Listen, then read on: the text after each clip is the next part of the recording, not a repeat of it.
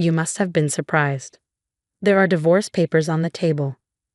I've been staying at my parents' house since yesterday. I'm not coming back until you visit me and apologize. Oh, I see. That's what you meant. Then you don't need to come back. I have nothing to apologize for. What? You're still acting like this after everything? That's it. I'm serious this time. I'm filing for divorce. We're already divorced. Hi, I'm Mia, a 30-year-old office worker. After college, I started working at a public company, and I've put a lot of effort into my career ever since. The reason I've been able to work so hard is because of the amazing people in my life. The most important one is my childhood friend, Sophie. Sophie and I met in junior high school. We were in the same badminton club and quickly became best friends. But we were also rivals, constantly pushing each other to be better. We stayed late after practice to train, and before tests, we'd study together and compete for the highest scores. We went to the same high school and later, the same university. We were inseparable and always striving to outdo each other in a friendly way. Sophie played a huge role in shaping who I am today. Even after we started working, we stayed in touch, sharing updates about our lives and motivating each other to keep pushing forward. Sophie followed her dream of studying abroad in Japan after university. She eventually landed a job there and built a life overseas. Ever since she was a kid, she had dreamed of living in another country. It's incredible to see her achieve that. She taught me that if you chase your dreams, opportunities will come your way. When we talk, her happiness and confidence inspire me to think about what I want for my own future. Another important person in my life is my husband, Adam. I met Adam when I was 24 during a group outing. He was a few years older than me and worked for a big company. He came across as thoughtful and kind, and we were both drawn to each other. After a few dates, we started a relationship, and a year later we got married. What made me fall for Adam was his support during a tough time in my career. Back then, I was overwhelmed at work.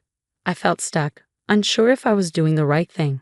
I was working hard but seeing no results, and it made me question myself.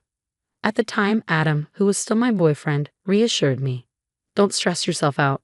You don't need to have it all figured out right now. Use these first few years to try new things and take risks. It's okay to mess up. Your coworkers and managers won't hold it against you. Just focus on what excites you and go for it. I'm not in your company, so maybe it's easy for me to say this, but I believe in you. Hearing those words made me feel so much better. I stopped putting so much pressure on myself and started enjoying my work more. Adam was happy to see me more confident and relaxed, and I realized that he brought out the best in me. That's when I knew I wanted to marry him. After we got married, Adam continued to be my biggest supporter. Whenever I struggled, he was always there to encourage me and remind me of my strength. Thanks to him, I never gave up on my goals and found real joy in my work. I've lived my life with the unwavering support of my best friend and my husband. Recently, all my hard work paid off. I was promoted to a higher position at work. I was so excited that I couldn't wait to tell Adam as soon as I got home. Adam, I did it. What happened? You look so excited, he said, glancing up from his phone. I'm going to be a section chief starting this spring.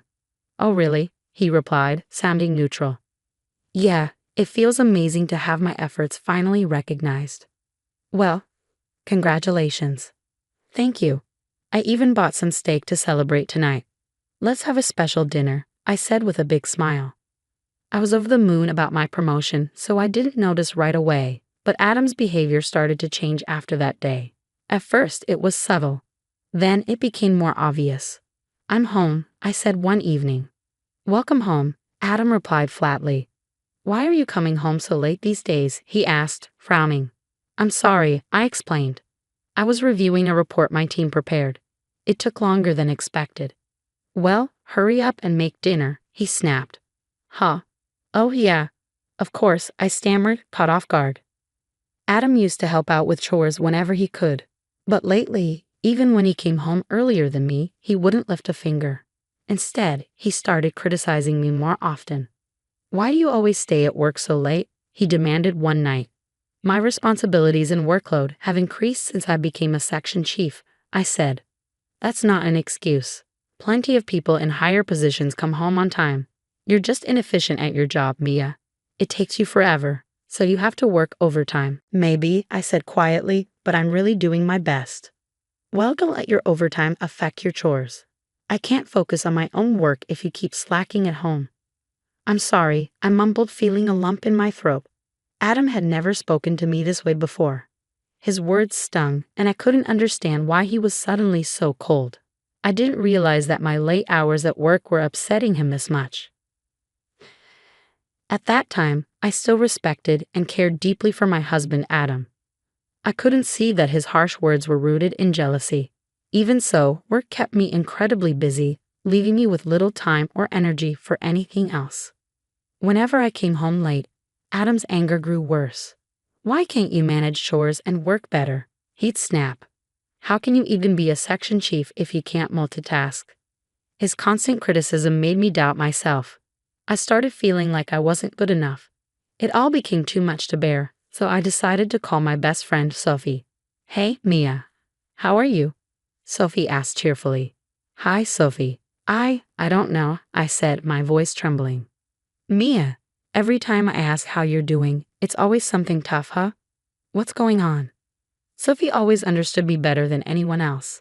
As soon as I heard her voice, I broke down in tears and told her everything. I shared how Adam was always hard on me, how he belittled me, and how I was stuck doing all the housework by myself. Sophie listened quietly and then said, "Mia, I know you're always doing your best. Even though we live far apart, I can see how hard you're working. You became a section chief because of your dedication, and that's something to be proud of." "Do you really think so?" I asked, wiping away my tears. "Absolutely," Sophie said. "But the way Adam has been treating you lately, it sounds like jealousy to me." "Jealousy? You think Adam is jealous of me? Does he hold a position higher than section chief at his job?" "No, he doesn't," I admitted hesitantly. "Exactly. I know he works for a big company, but men can be sensitive about career success. Seeing you, someone younger, get promoted first might be hard for him to handle." "Oh no. If that's the case, what should I do?"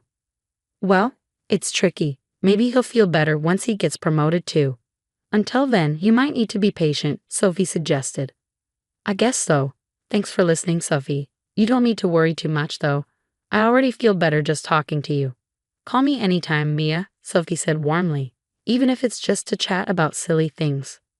"Thanks, I'll do that," I said, smiling for the first time in days. That call helped me feel lighter, but Sophie's words about jealousy stuck with me. I decided to avoid mentioning work or how busy I was around Adam. Unfortunately, that didn't make things better. Adam's behavior worsened, and eventually he started trying to control me. One day, I was talking to Sophie on the phone during my day off. Adam walked into the room and abruptly ended the call. "What are you doing?" I asked, shocked. "What am I doing? What are you doing?" Adam shot back. "Why are you wasting your time talking on the phone when there's so much to do?" "I wasn't being that loud," I said defensively. "Don't talk back to me. You're the one who does whatever you want and ignores the chores. You're a bad wife. You're always lounging on the couch doing nothing," I said, my voice trembling with frustration. "Why should I take all the blame?" "Because housework is the wife's job. If you can't handle it, then you deserve the blame," Adam said harshly. "Why do you always look down on me?" I asked, hurt. "We're husband and wife. We're supposed to be equals." "Equals? You and me." "Don't be ridiculous," he scoffed. "If you don't shape up and start being a better wife, I'll divorce you." "Divorce?" I asked, stunned. "Yes, divorce. Get your act together, or it's over," Adam said before storming out of the room. I sat there in shock, staring at the door as it slammed shut. Slowly, I picked up my phone and messaged Sophie, apologizing for the sudden disconnection. Sophie had heard my husband yelling on the phone and immediately asked if I was okay. She could sense something was wrong. When I told her what Adam had said, she was shocked. "That's way over the line. I can't believe he's talking about divorce so easily," Sophie said, disbelief in her voice. I felt the same way. His jealousy had become unbearable. From that moment on, any love I had for Adam started to fade. Then something happened that made all my remaining feelings for him disappear in an instant. I received an exciting message from Sophie. She was getting married. I was so happy for her and couldn't wait to celebrate her big day. A little while later, I got the invitation to the wedding. It would be held in Japan, where Sophie lived. Of course I was going to go. I had already requested time off from work, but I couldn't bring myself to tell Adam. I knew he'd be upset about it. But I had already booked the tickets. It was time to tell him. I nervously approached Adam and explained that I would be going to Japan for Sophie's wedding. As expected, he exploded. Are you serious? You can't even do the housework properly, and now you want to go abroad. It's not just a trip. It's my best friend's wedding, I replied, trying to stay calm. I don't care what it is. You're my wife. You should be home. If you go, I'll divorce you. Why are you always threatening me with divorce? I'm your wife, but that doesn't mean I can't leave the house for a while. I'll be back right after the wedding. You'll only be alone for a few days. No, you're not going. I've made up my mind, he shouted, cutting me off. Can't you at least try to be reasonable? I asked, frustrated. In a fit of anger, Adam stormed off to his room. That was when I realized I couldn't live like this anymore. From then on, I tried to avoid upsetting him. I quietly packed for the wedding and sent my luggage to my parents' house so Adam wouldn't find out. The day I was leaving for Japan, I stopped by my parents' house before heading to the airport. I was feeling relieved, thinking my plan had worked, and Adam still had no idea I was leaving. I arrived safely in Japan. As soon as I landed, I started getting messages from Adam. Then he called me right away. Hey, where are you? Why aren't you home yet? I'm in Japan, I said, trying to stay calm. What? He responded, shocked. I told you, I'm here for Sophie's wedding. I told you I didn't allow this. I don't need your permission, I said firmly. I'm serious, Mia. If you keep acting like this, I'll divorce you.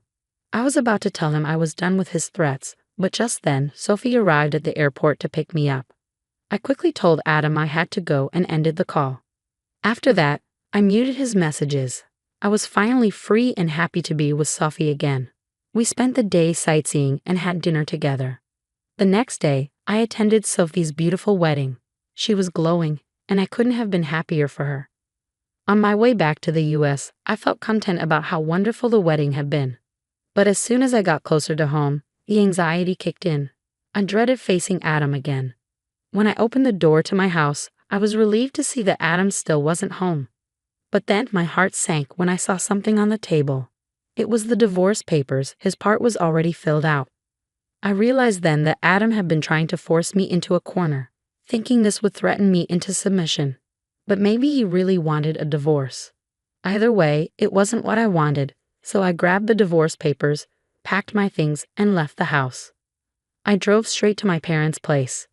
They were shocked to see me come back with a big bag of things, but when I explained everything, they agreed that I should go ahead with the divorce. My parents filled out the witness form for me, and I filled in my part. I went to the municipal office to file the divorce papers. For the first time in a long time, I felt at peace, relaxing at my parents' house. But the next night, my phone rang. It was Adam. I was surprised since I thought he'd call sooner. I decided to answer. And when I did, he spoke to me in a condescending tone, almost like he was smirking. Were you surprised when you found the divorce papers on the table? I've been staying at my parents' house since yesterday. I'm not leaving until you come and apologize. I see. So that's what this is about. Well, you don't have to come back then, right? I don't have anything to apologize for. What? You're still acting like this after all this time. That's it. I'm seriously divorcing you. We're already divorced. What? I'm glad you already signed the papers. I was planning to leave you anyway when I got back. So now, we're strangers. Wait, you're kidding, right? Of course not. You're the one who put the divorce papers there. Oh no, that was just a threat. Come on. You think threatening me like that will make me more obedient? I need a break. Why do I have to be mistreated every day just to boost your fragile ego and pride? Just because you feel bad I got promoted before you? You're so pathetic, always making rude remarks. I had no idea you were so small-minded. Shut up. Don't try to act like you're in charge just because you got promoted. I'm not acting like I'm in charge. I'm just telling you the truth.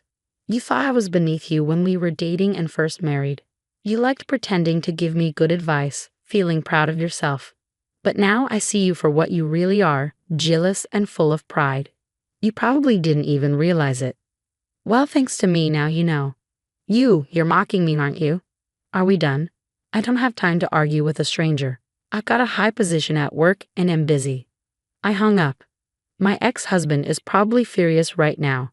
I never wanted to act superior, but after all the hurtful things he said, I had to say something to get under his skin.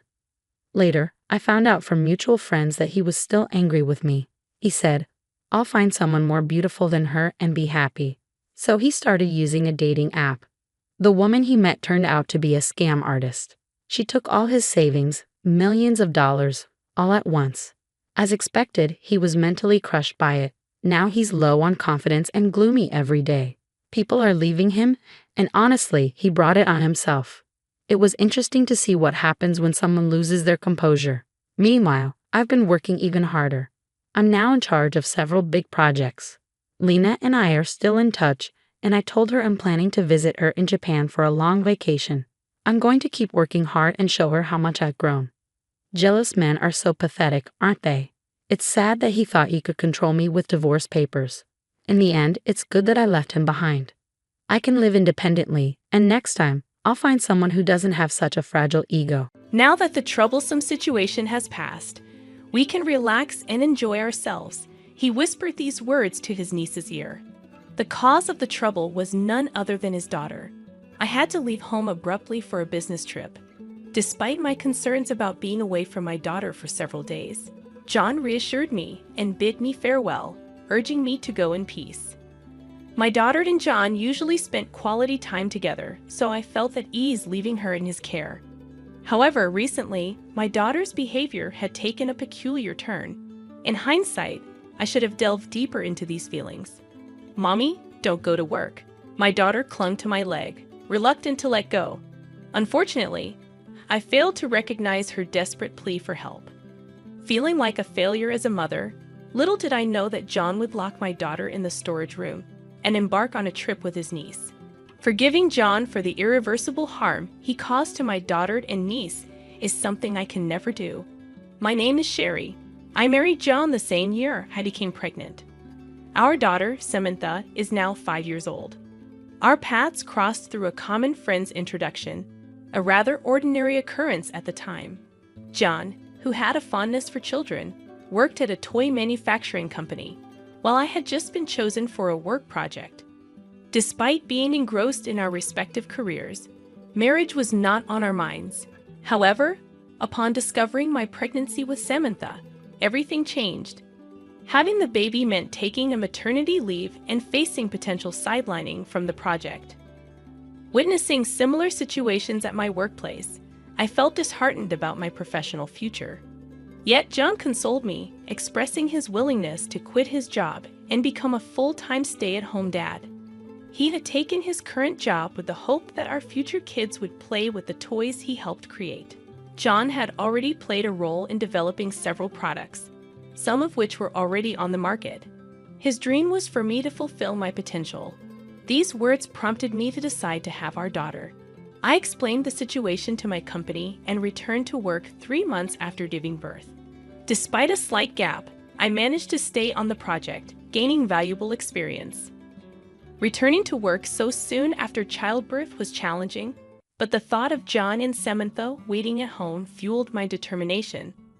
Currently leading a newly launched project, I strive to leave work on time by working remotely during weekdays. Although weekends, work, and business trips are sometimes inevitable, my daughter remains supportive, encouraging me with strong words. The concept of a full-time stay-at-home dad was not fully understood by society. But as a family, we harmonized our roles, leading to a happy life. One day, my sister-in-law discussed her divorce with us. Her husband, 10 years her senior, had frequent clashes due to differing opinions. The final straw was when he raised his hand against her. The divorce brought relief to my sister-in-law, who no longer had to witness her daughter Lily cry. Lily, an 11-year-old, had experienced the violence firsthand, prompting the decision to divorce. John, with his usual sense of humor, offered support, jokingly saying, "If you ever need anything, just say the word. I'm always home." Although it brought laughter, we nodded in agreement with John's sentiment. His words played a crucial role when John decided to quit his job and become a full-time stay-at-home dad. It's not about being a man or a woman these days. Whoever can do it should. Without my sister-in-law's support, we might not have maintained a good relationship with our in-laws. Our happiness owes part of its existence to her. Expressing gratitude, she mentioned considering a move to our neighborhood. We welcomed the idea, ensuring her that it wouldn't be a bother. Facing the need to leave the rental apartment shared with her ex-husband, she pondered returning to her in-laws' house an hour away. However, this would complicate her commute, and Lily would have to change schools. Fortunately, our house was within Lily's school district. They found a vacant apartment nearby and decided to move in. Suggesting that we look after Lily after school until her mother finished work, John and I agreed.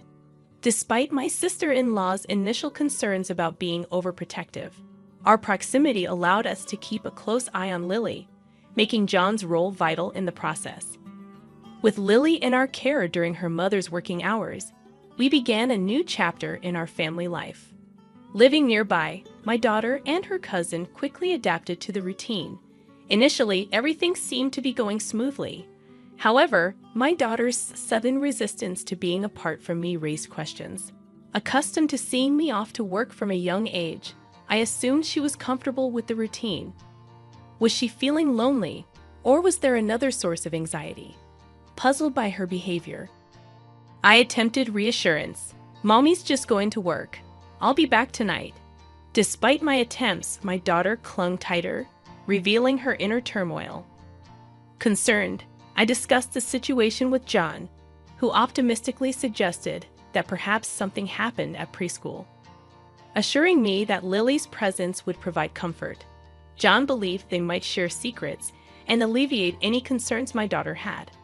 Hoping this was the case, I refrained from pressing my daughter for answers.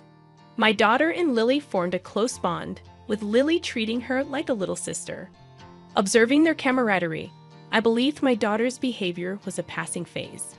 As my workload approached a lull, I planned to take leave and spend quality time with my daughter soon.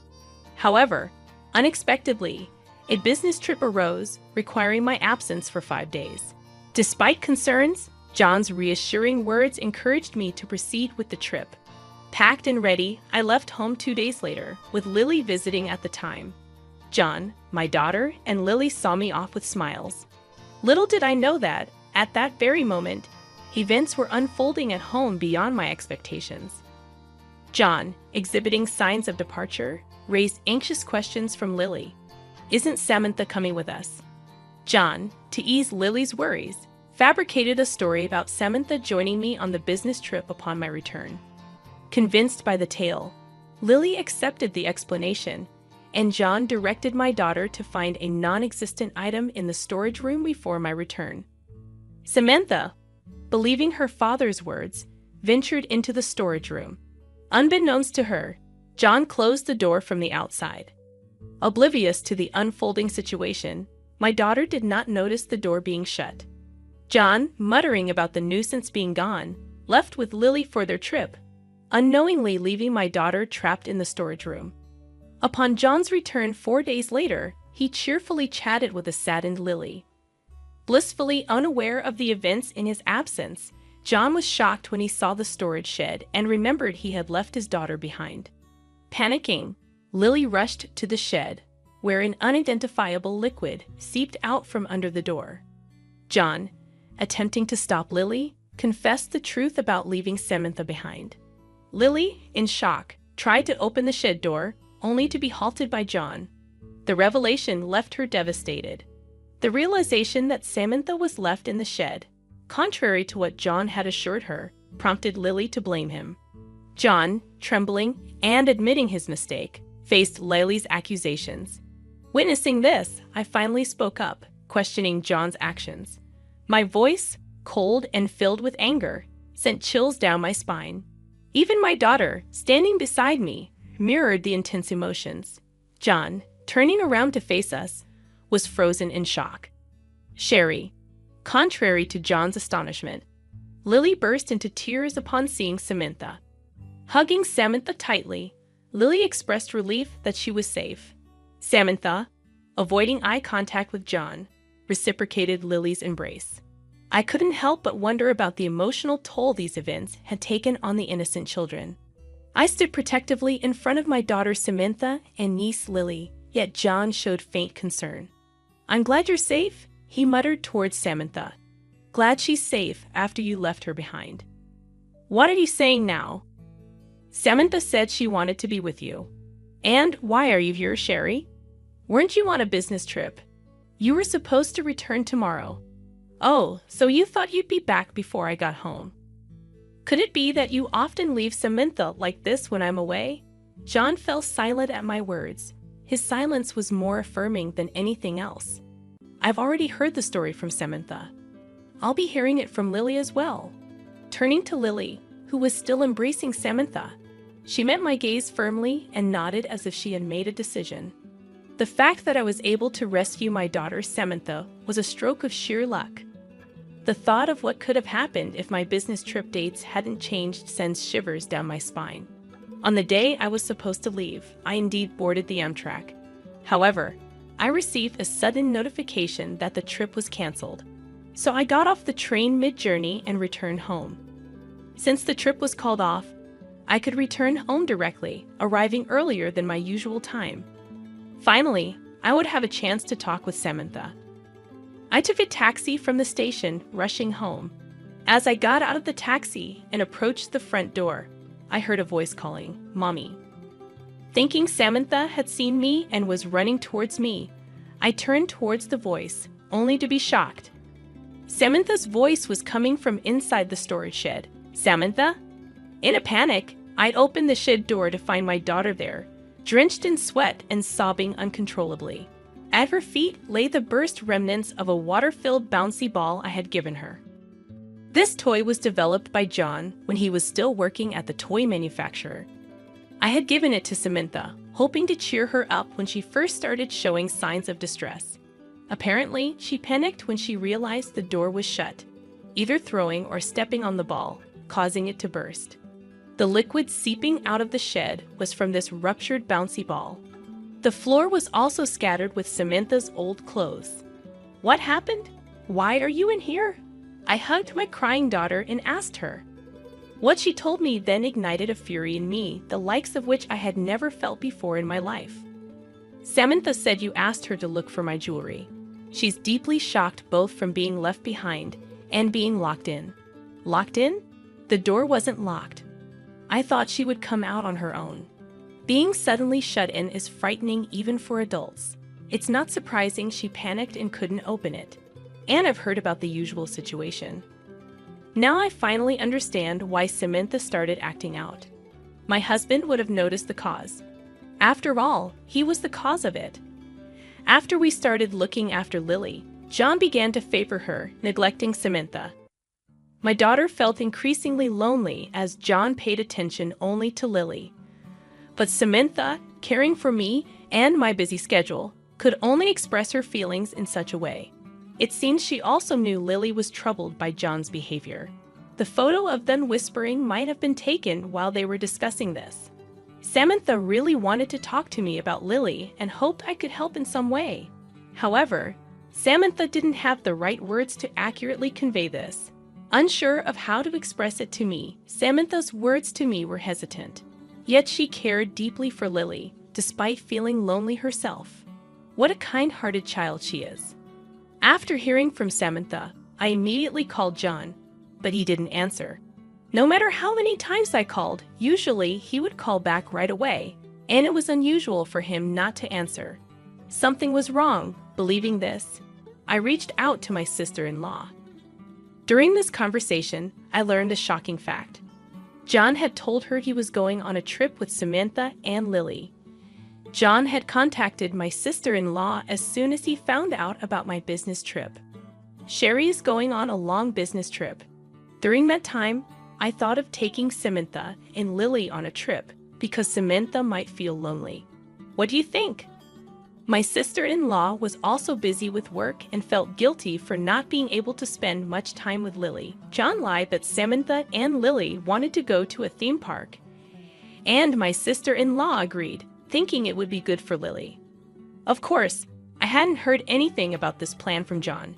Hearing this, I felt as if the blood had drained from my face. Could John have been planning to leave Samantha alone at home during this trip?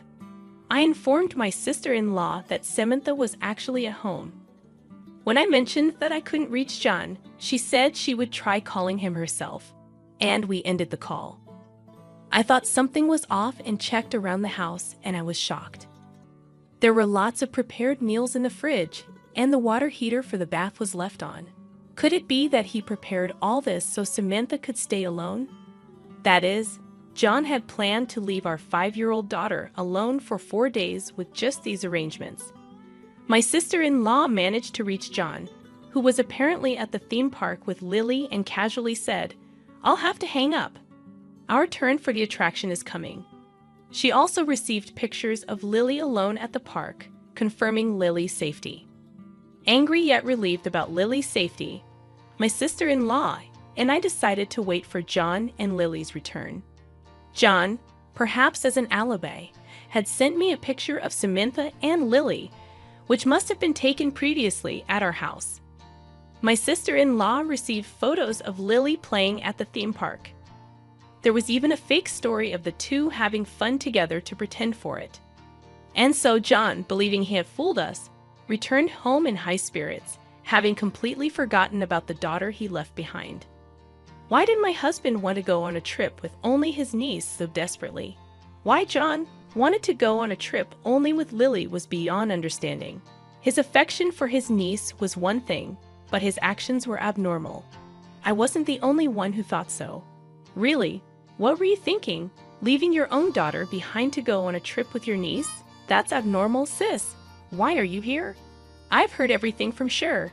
My sister-in-law burst in out of breath, likely having run here straight from work. Seeing her, Lily left Samantha and ran to her aunt. "Mom, Lily, I'm sorry." Then, for the first time, Lily told us everything about what my husband had done. As soon as we started looking after Lily, John began to pay attention only to her. According to what Samantha told me, it appeared so to Samantha. But in reality, it was more distressing for Lily. John had an unusual obsession with taking photos of Lily. At first, Lily agreed to John's request for photos, believing they were to be sent to her mother, and she smiled for the camera. However, over time, John's behavior began to escalate. He started making specific demands for poses, and Lily began to feel uncomfortable. But when Lily once refused and said no, John threatened her, saying he would tell her mother, making it seem like he was blaming Lily for not complying. "Lily is a naughty girl for not listening. Maybe I should tell your mom that we can't look after you anymore. She would surely be troubled then." Manipulating Lily's desire not to upset her mom, John continued to take her pictures, and eventually he took her on a trip, just the two of them. I really didn't want to go on the trip. It was creepy when he held my hand. "Hey, Lily, that's not true, right? You used to be happy with me, asking me to pick you up." Hearing this, my sister-in-law yelled, "How old was she, you're talking?" and hugged Lily tightly again. Lily, like Samantha, had been enduring John's behavior, not wanting to worry her aunt, and John had misunderstood this as Lily being fond of him. My sister-in-law tearfully apologized to Lily for not sensing the danger and agreeing to the trip so casually. She regretted her complacency for always having John look after Lily. "I'm sorry, Lily. If only I had been more careful." Lily shook her head in her mother's arms, said in a trembling voice that she never wanted to see John again. John began to panic pathetically at this. "Don't say that, Lily. I just wanted to show you affection. Stay away from Lily from now on." But then my sister-in-law demanded he delete the photos and snatched his phone from him. In his panicked state, however, upon seeing the photo folder, she was lost for words. There was an abnormal amount of photos of Lily saved. Lily's expressions in the photos seemed like forced smiles, but it was clear she was frightened. In retrospect, all the photos John sent never had Lily looking directly at the camera.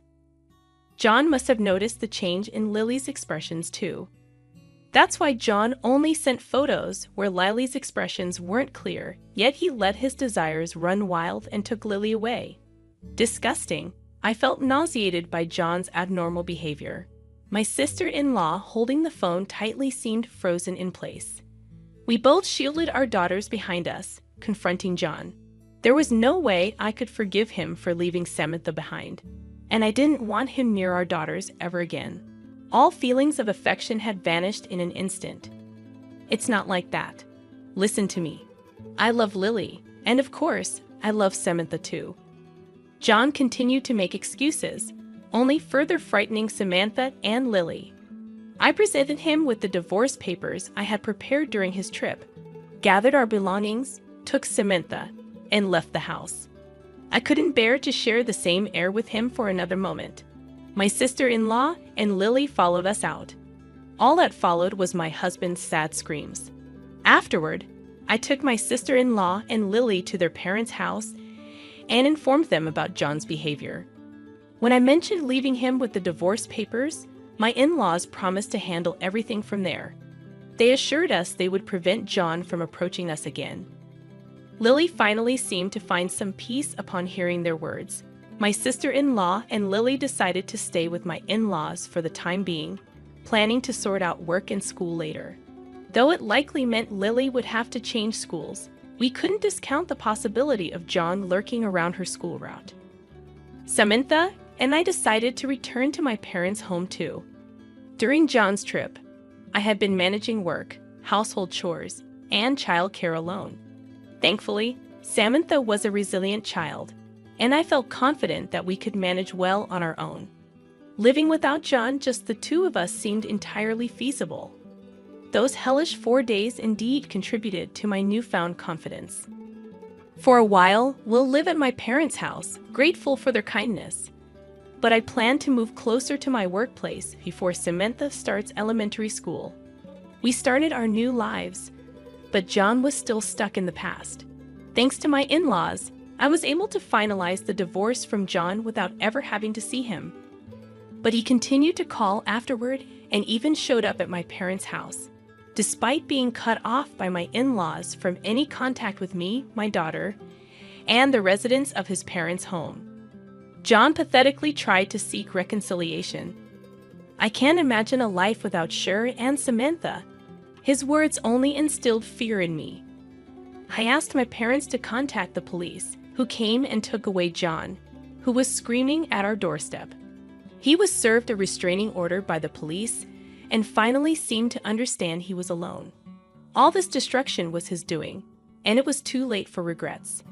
I wondered how John, having been a stay-at-home dad, planned to live since then, but that was no longer my concern. Samantha had been down for a while after the incident, but she's finally starting to smile again. Though divorced from John, we still keep in touch with my sister-in-law and Lily, and their smiles are returning too, to overwrite the traumatic memories of the theme park with Lily. We are planning a trip there, just the four of us. I'm looking forward to creating many happy memories for Samantha and Lily.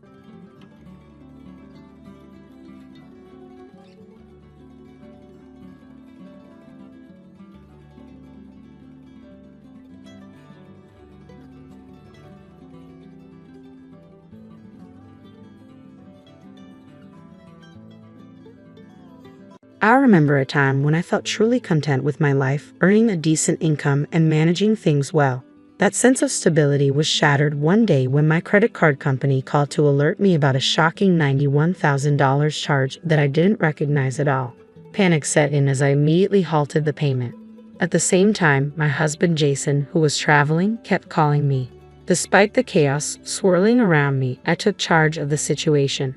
At 31, I had stepped into a managerial role at my company, while Jason, my college sweetheart, was also 31, and we had been happily married for 2 years. While many of our friends chose to leave their jobs after getting married, I chose to stay in mine, earning more than Jason, which occasionally made me worry about our future, especially considering the instability of his income. We maintained our financial independence, managing our own money and sharing household expenses equally. This arrangement gave me the freedom to spend my leftover income as I pleased, a situation I usually found satisfying since we both worked and our life together felt harmonious. However, recently, while riding home on the train, I had a nagging feeling that I might have overspent a bit.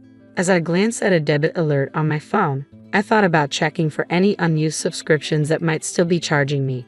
But that thought quickly faded as I struggled to remember the password to my credit card portal.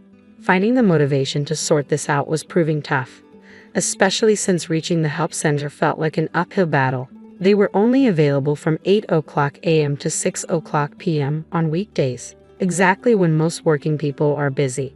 The long wait times during lunch hours didn't help either. Still, I felt a small sense of reassurance knowing that if there were significant issues, like a charge over $40,000, the call center would reach out to me.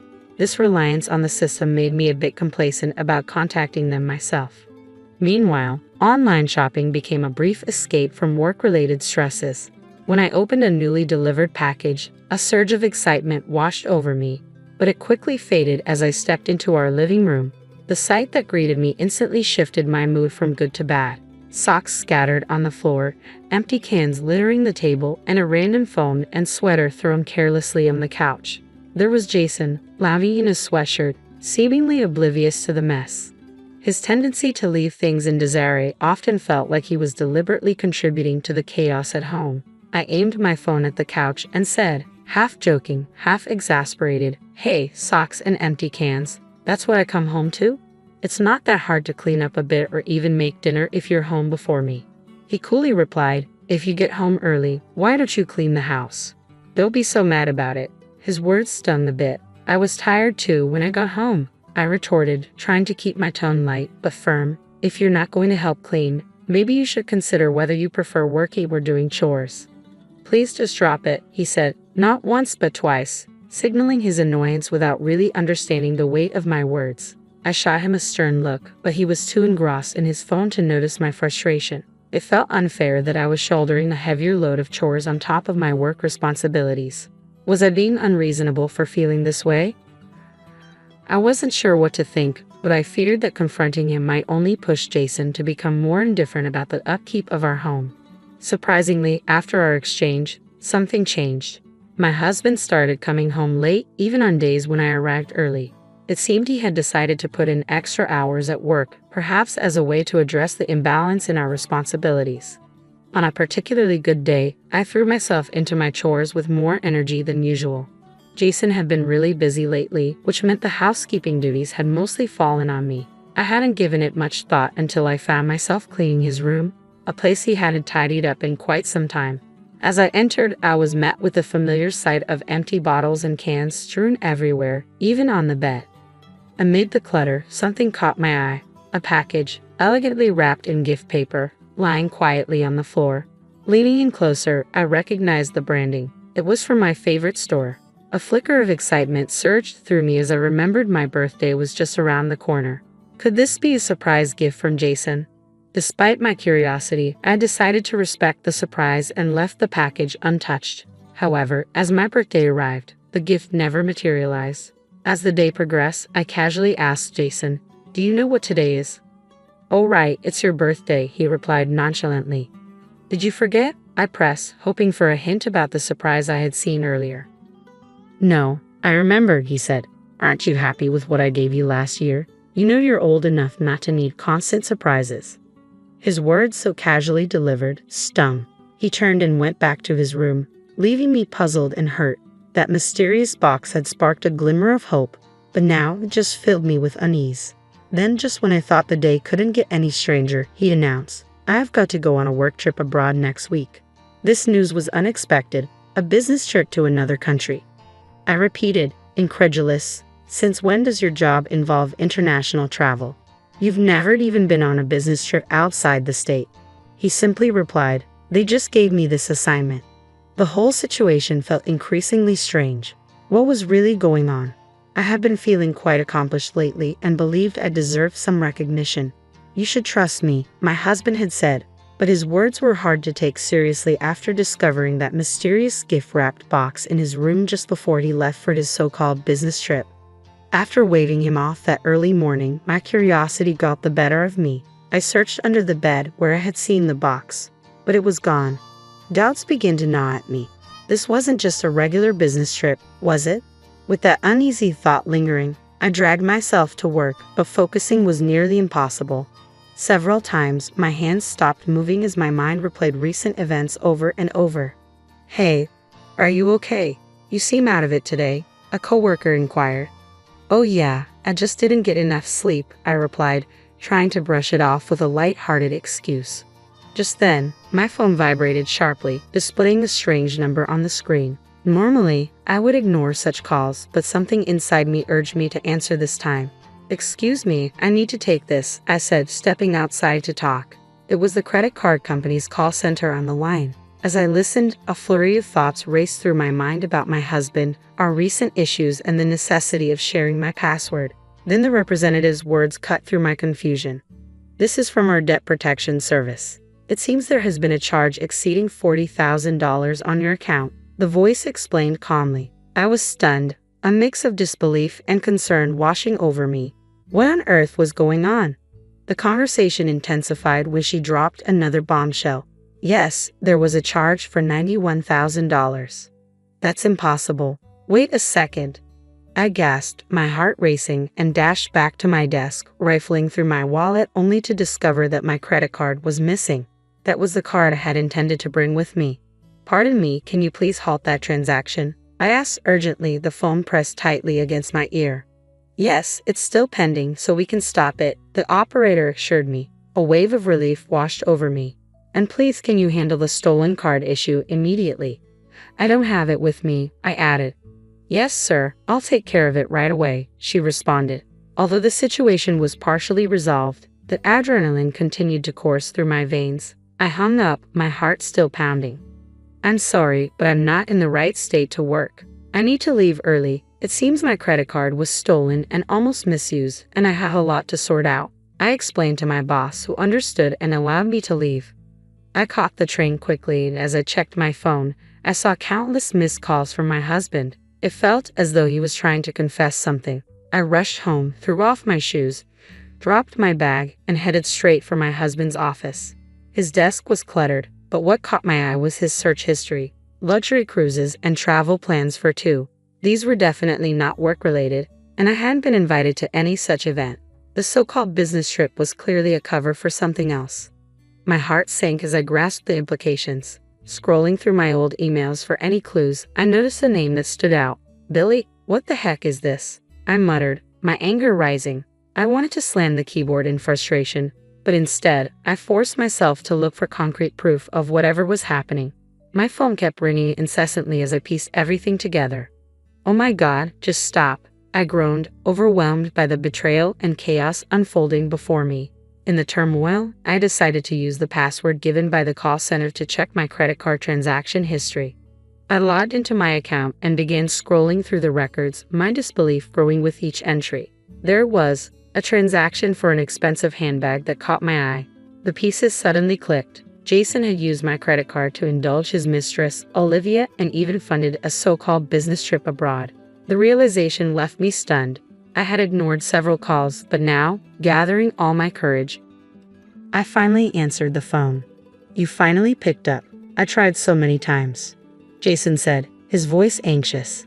He immediately launched into a discussion about the credit card. "Who's the card for?" I asked pointedly. He hesitated before responding. "You mean whose card?" "Well, it's easier to use a card than cash abroad, especially on work trips." "Work trips? Or do you mean the luxury cruise and getaway with Olivia?" I countered sharply. He tried to deflect. "Why are you asking about the cruise? That was for business entertainment, a fun time." "And was the designer bag for Olivia? Are you seriously trying to justify this by pretending you don't know what's going on?" I pressed, my voice steady but filled with pain. My husband faltered, the weight of the confrontation sinking in. I understand," he repeated, desperation lacing his voice as he grasped for excuses. "I know everything," I stated clearly. "You tried to spend $91,000 on a luxury cruise and a vacation package for couples. You've been using my credit card to lavish Olivia with gifts."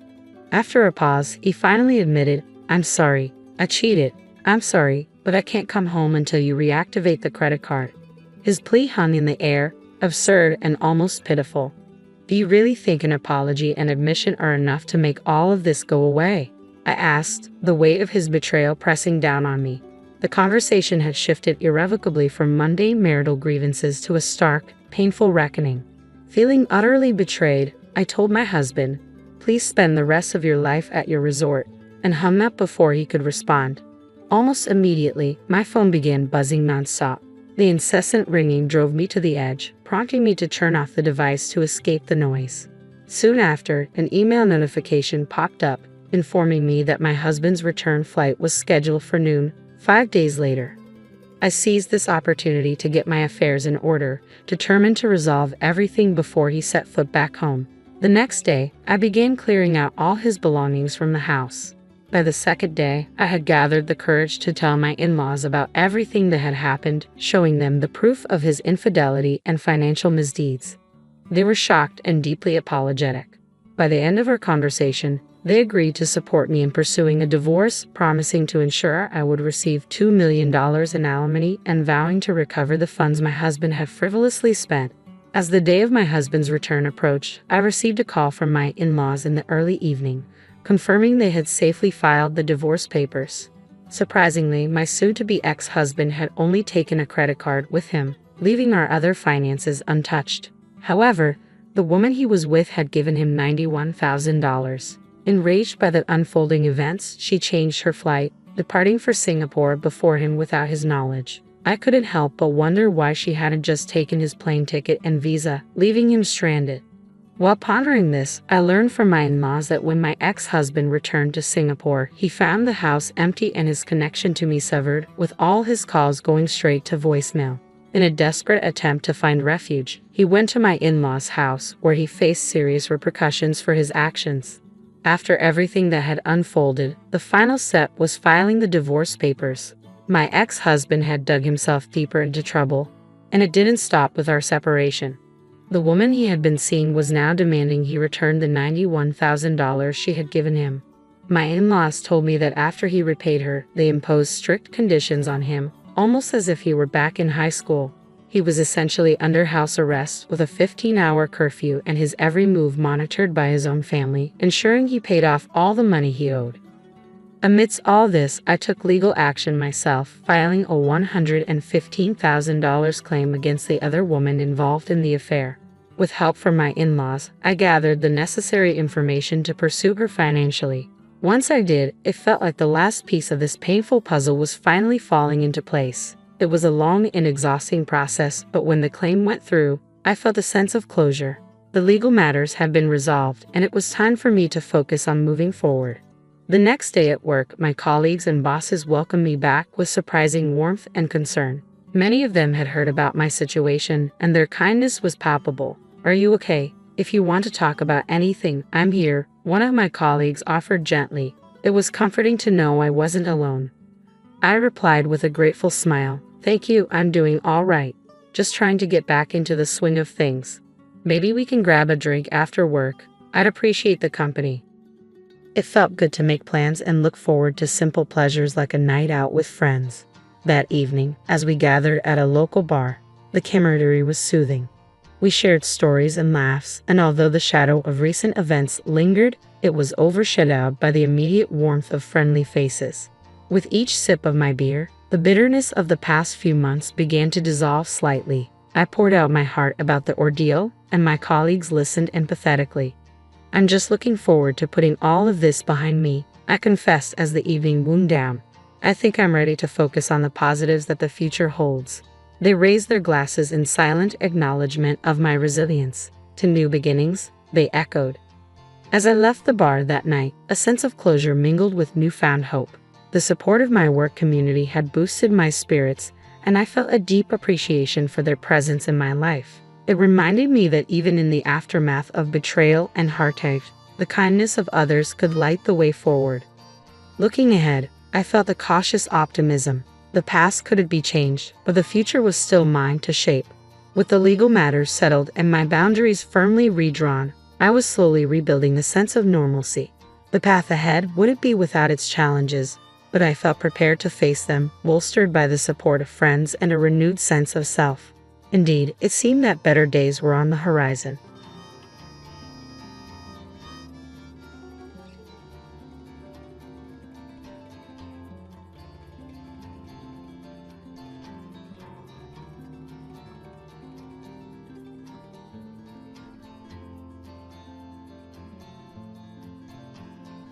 I still remember that rainy Tuesday morning when my world fell apart. After 8 years of marriage, I came home from my night shift at the local diner to find the locks changed and my belongings in garbage bags on the front porch. My hands trembled as I called my husband David, only to hear his cold voice. "It's over, Sarah. I've moved on. Don't try to come back." I stood there, rain soaking through my waitress uniform, staring at the house we'd bought together. Well, the house I bought, technically. My inheritance from my beloved grandfather had paid for the down payment, but David's name was on all the paperwork. I trusted him completely when he said it was easier that way with his credit score. What a fool I'd been. My phone buzzed again. A text notification from our joint bank account. Balance, $0. 8 years of savings gone. My separate account, also emptied. He'd had access to everything because I'd trusted him, because I believed in our marriage. I didn't know then that this was just the beginning. With nowhere else to go, I loaded what I could into my old Honda Civic, the only thing still in my name, and drove to my mother-in-law Patricia's house. Maybe there had been some mistake.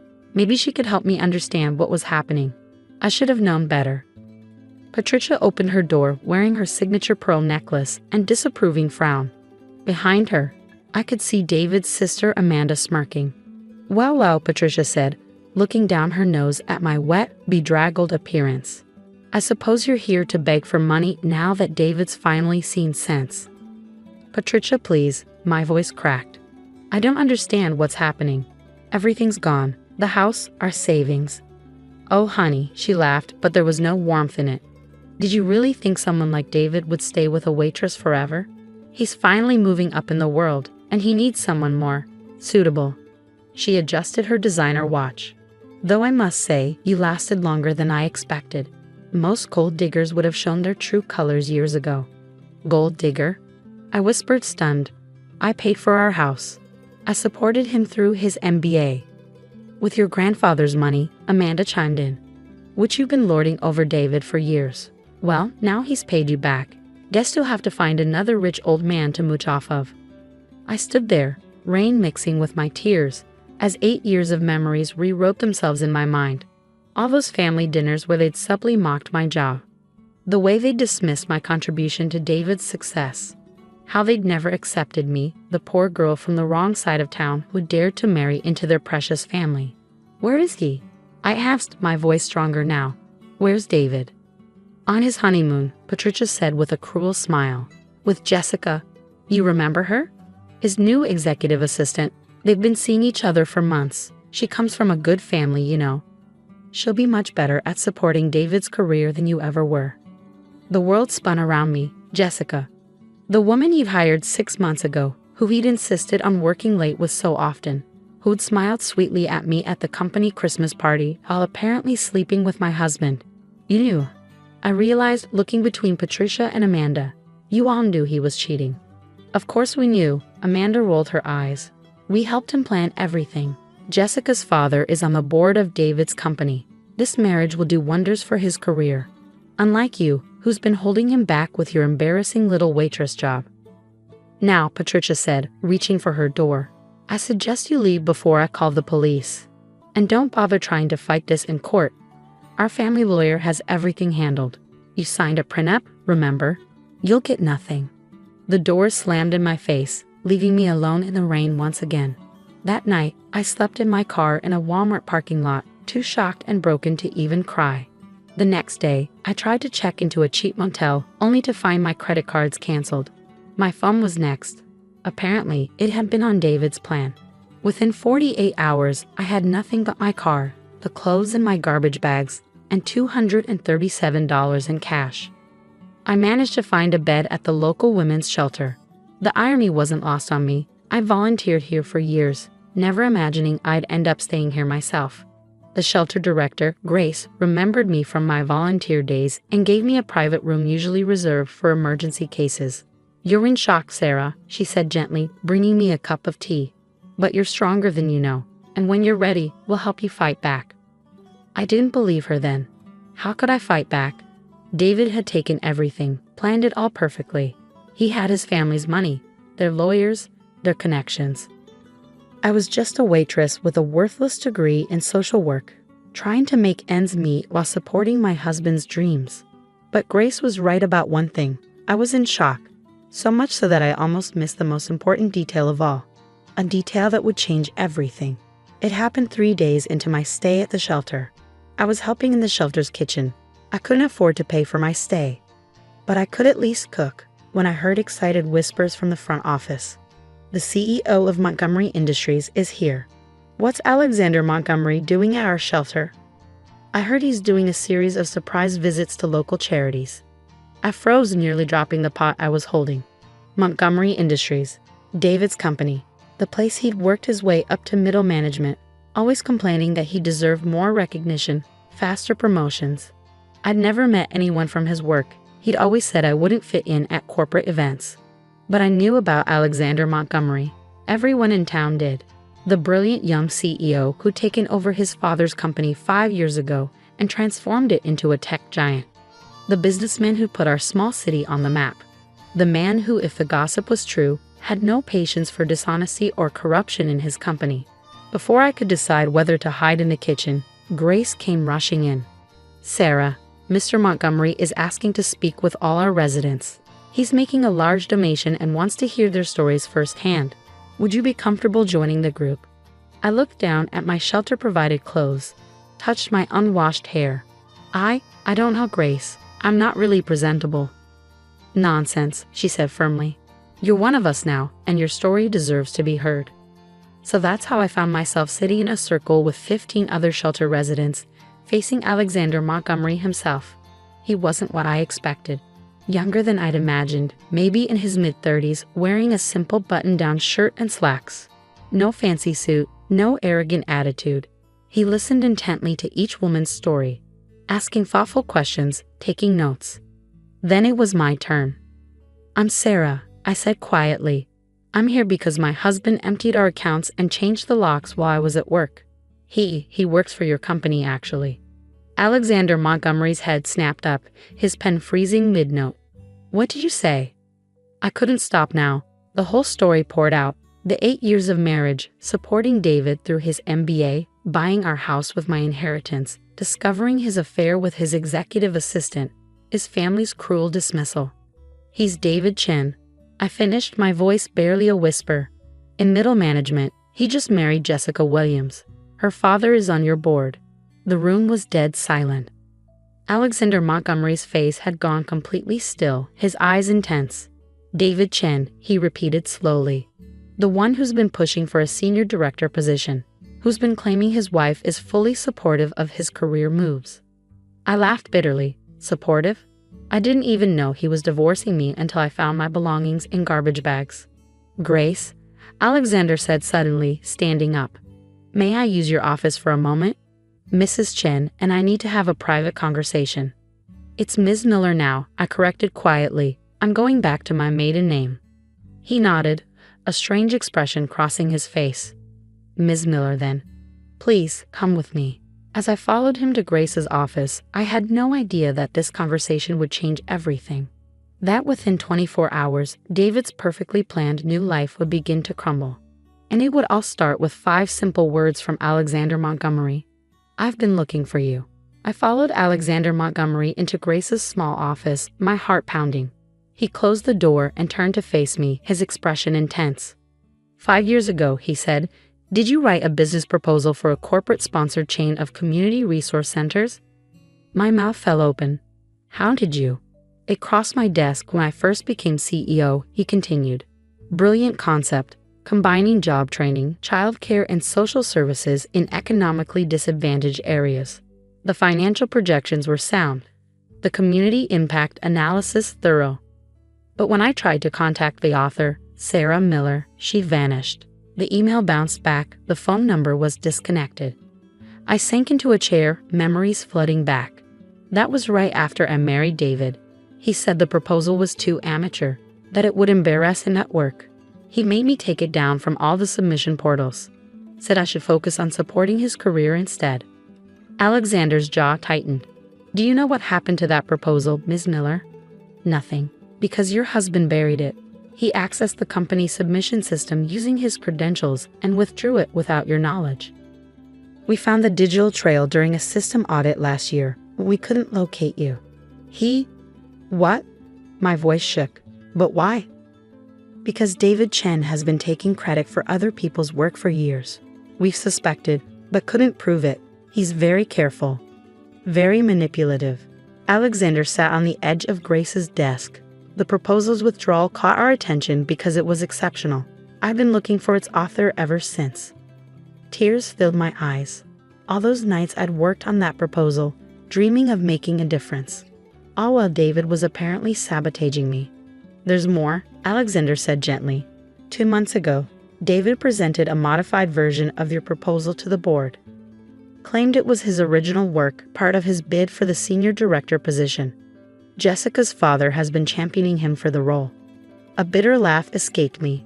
So that's why he chose now to leave. He finally found a way to use my work for his advancement. Ms. Miller, Sarah. Alexander leaned forward. I'd like to offer you a job. As director of our new Community Impact Division. Your original proposal will be the foundation, but you'll have full resources to expand it. Starting salary is $250,000, plus benefits and stock options. I stared at him, certain I'd misheard. But, I'm just a waitress. No, he said firmly. You're a brilliant strategist who's been systematically undermined by an abusive husband. That ends today. He pulled out his phone. With your permission, I'd like to call our legal team. David Chen committed corporate fraud by stealing and misrepresenting your work. That's grounds for immediate termination. My head spun. But his new wife, her father. Board member or not, fraud is fraud. And something tells me Mr. Williams won't be so supportive once he learns the truth about his new son-in-law. Everything moved quickly after that. Alexander's legal team arrived within the hour. They took my statement, gathered evidence. By morning, the truth about David's fraud was exposed. He was fired publicly, his corporate accounts frozen. Jessica's father, horrified by the scandal, immediately annulled their marriage. I wasn't there when it happened, but Amanda later told me in a desperate attempt to reconcile once she realized I was now a company director, that David and Jessica returned early from their honeymoon to find their keycards deactivated and security waiting. How dare you? David had apparently shouted at Alexander in the lobby. Do you know who my new father-in-law is? Alexander corrected calmly. The marriage has been annulled, and Mr. Williams sends his regards, along with a recommendation that you find employment far, far away from our industry. That's when David saw me standing beside Alexander in a designer suit, a gift from the company's stylist. His face went white. Sarah? What are you doing here? Taking back what's mine, I said calmly. The proposal you stole, it's being implemented. The career you tried to destroy, it's flourishing. The woman you discarded, she's your new boss's right hand. Patricia and Amanda tried damage control, of course. Suddenly they were calling constantly, leaving tearful voicemails about family loyalty. But I had a new family now, the incredible team at Montgomery Industries, who welcomed my ideas and valued my contributions. The women's shelter where I'd stay became the pilot location for our first community resource center. Grace joined as program director. Within a year, we'd opened 10 more centers across the state. David, last I heard, he was working as a junior analyst in a small firm 3 states away. Jessica married a wealthy developer, and Patricia loves to complain about how her new daughter-in-law married down. As for me, well, that's another story. One that started with late nights working on center proposals with Alexander, strategy sessions that turned into dinner discussions, meetings that lingered long after the agenda was complete. I'm not him, Alexander said one evening as we watched the sunset from his office. I'll never try to dim your light. I know, I replied, because I did know. I learned the difference between someone who wants to possess you and someone who wants to see you soar. 2 years after that rainy day when my world fell apart, I stood in the grand ballroom of the Montgomery Industries headquarters. Hundreds of employees and community members gathered to celebrate the opening of our 15th resource center. And now, the MC announced, please welcome our Community Impact Director and newest board member, Mrs. Sarah Montgomery. As I took the podium, my wedding ring catching the light, nothing flashy. Alexander knows I prefer elegant simplicity. I saw my old mother-in-law in the crowd. Patricia had wrangled an invitation through a business contact, no doubt hoping to reconcile now that I'd married up. But I wasn't the same woman she dismissed in the rain. Meeting her eyes, I smiled and began my speech. 5 years ago, I wrote a proposal about the power of community support, about how everyone deserves a chance to rebuild, to grow, to shine. Today, we're not just opening another center, we're making that vision reality. I paused, my hand resting on my slightly rounded belly, our first child still our secret for a few more weeks. Sometimes, life's greatest betrayals lead us exactly where we're meant to be. Sometimes, losing everything means making room for everything you've ever dreamed of. And sometimes the best revenge isn't revenge at all. It's living your truth so boldly that those who tried to break you become nothing but a footnote in your success story. Alexander squeezed my hand as the room erupted in applause. And in that moment, I sent a silent thank you to David. His cruelty had freed me. His betrayal had led me here. I'd lost a husband who dimmed my light, but I found a partner who helped me shine. I'd lost a fake family who valued status, but I built a real one based on love and respect. Most importantly, I found myself, the woman who'd always been there, waiting to emerge. Strong, capable, unstoppable. That night, as Alexander and I drove home to our modest house, we could afford bigger. But I love this one's cozy garden, he asked. Any regrets? I touched my growing belly, thought of our expanding centers, our passionate team, our future together. Just one, I smiled. I should have checked the company submission portal years ago. He laughed, the sound warm in the quiet car. Everything happened exactly when it was supposed to. And you know what? He was right. Sometimes life's greatest blessings come disguised as its cruelest moments. Sometimes you have to lose everything to find what you never knew you were looking for. And sometimes a rainy Tuesday morning when your world falls apart becomes the first chapter of your greatest adventure.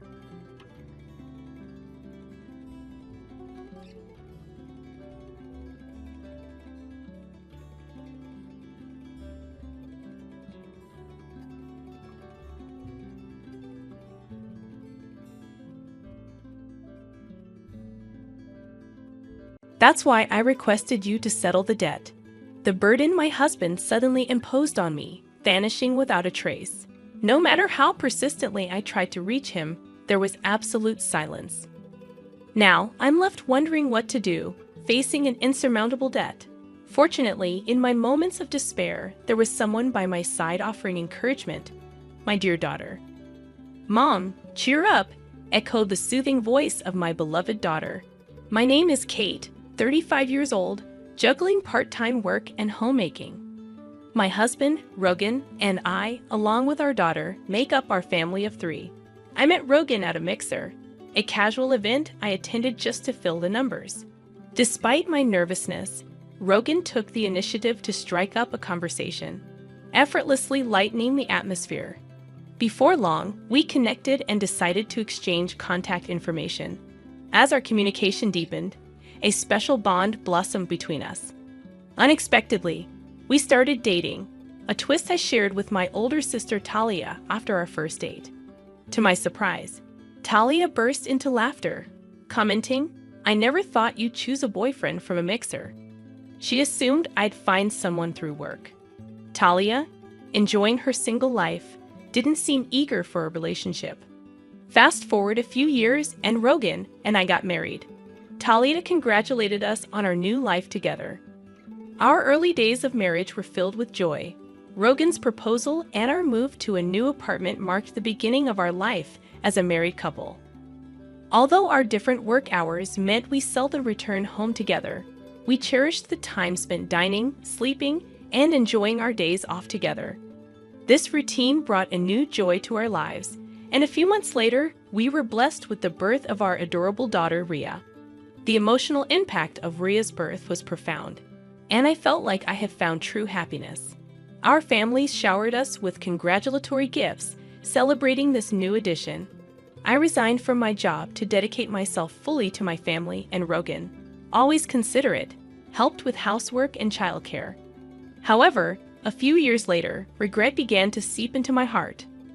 Rogan, after resigning from his job due to issues with a new superior, failed to communicate this significant decision to me beforehand. While I empathized with the challenges he faced at work, the abruptness of his resignation left me concerned, especially since our family relied on his income. The absence of any discussion or consultation added to my distress. That was so sudden. Have you already thought about your next job? I questioned him, grappling with the unforeseen turn of events. Yeah, don't worry. I'll figure something out. Rogan's vague response failed to ease my concerns. However, it seemed the only option now was to trust him. Fortunately, Rogan quickly secured a new job, a relief for both of us. I also considered working, but since Rhea is still young, I want to be there for her at home. Is everything okay at the new workplace? Have you settled in? I inquired, attempting to gauge his well-being. Yeah, somehow. Did something happen? Are you not getting along with your boss or colleagues? I persisted. I told you I'm fine. Don't worry too much. Look, I'll take care of Rhea, so you go and take a bath. Really, thank you, he responded. Though he seemed different than usual, I refrained from prying further and handed Rhea to him before heading to the bath. A few days later, Rogan returned home looking dejected. As I tried to inquire about what had happened, memories of his abrupt resignation flashed through my mind. Did he quit his job again within such a short period? I quit my job. I just couldn't get along with the people there. I couldn't stand being constantly directed by someone much younger than me. I just couldn't bear it anymore, he explained. I see, but we'll get through this. We'll find another job. I'll help in any way I can. Suddenly, Rogan's expression changed, and he raised his voice at me.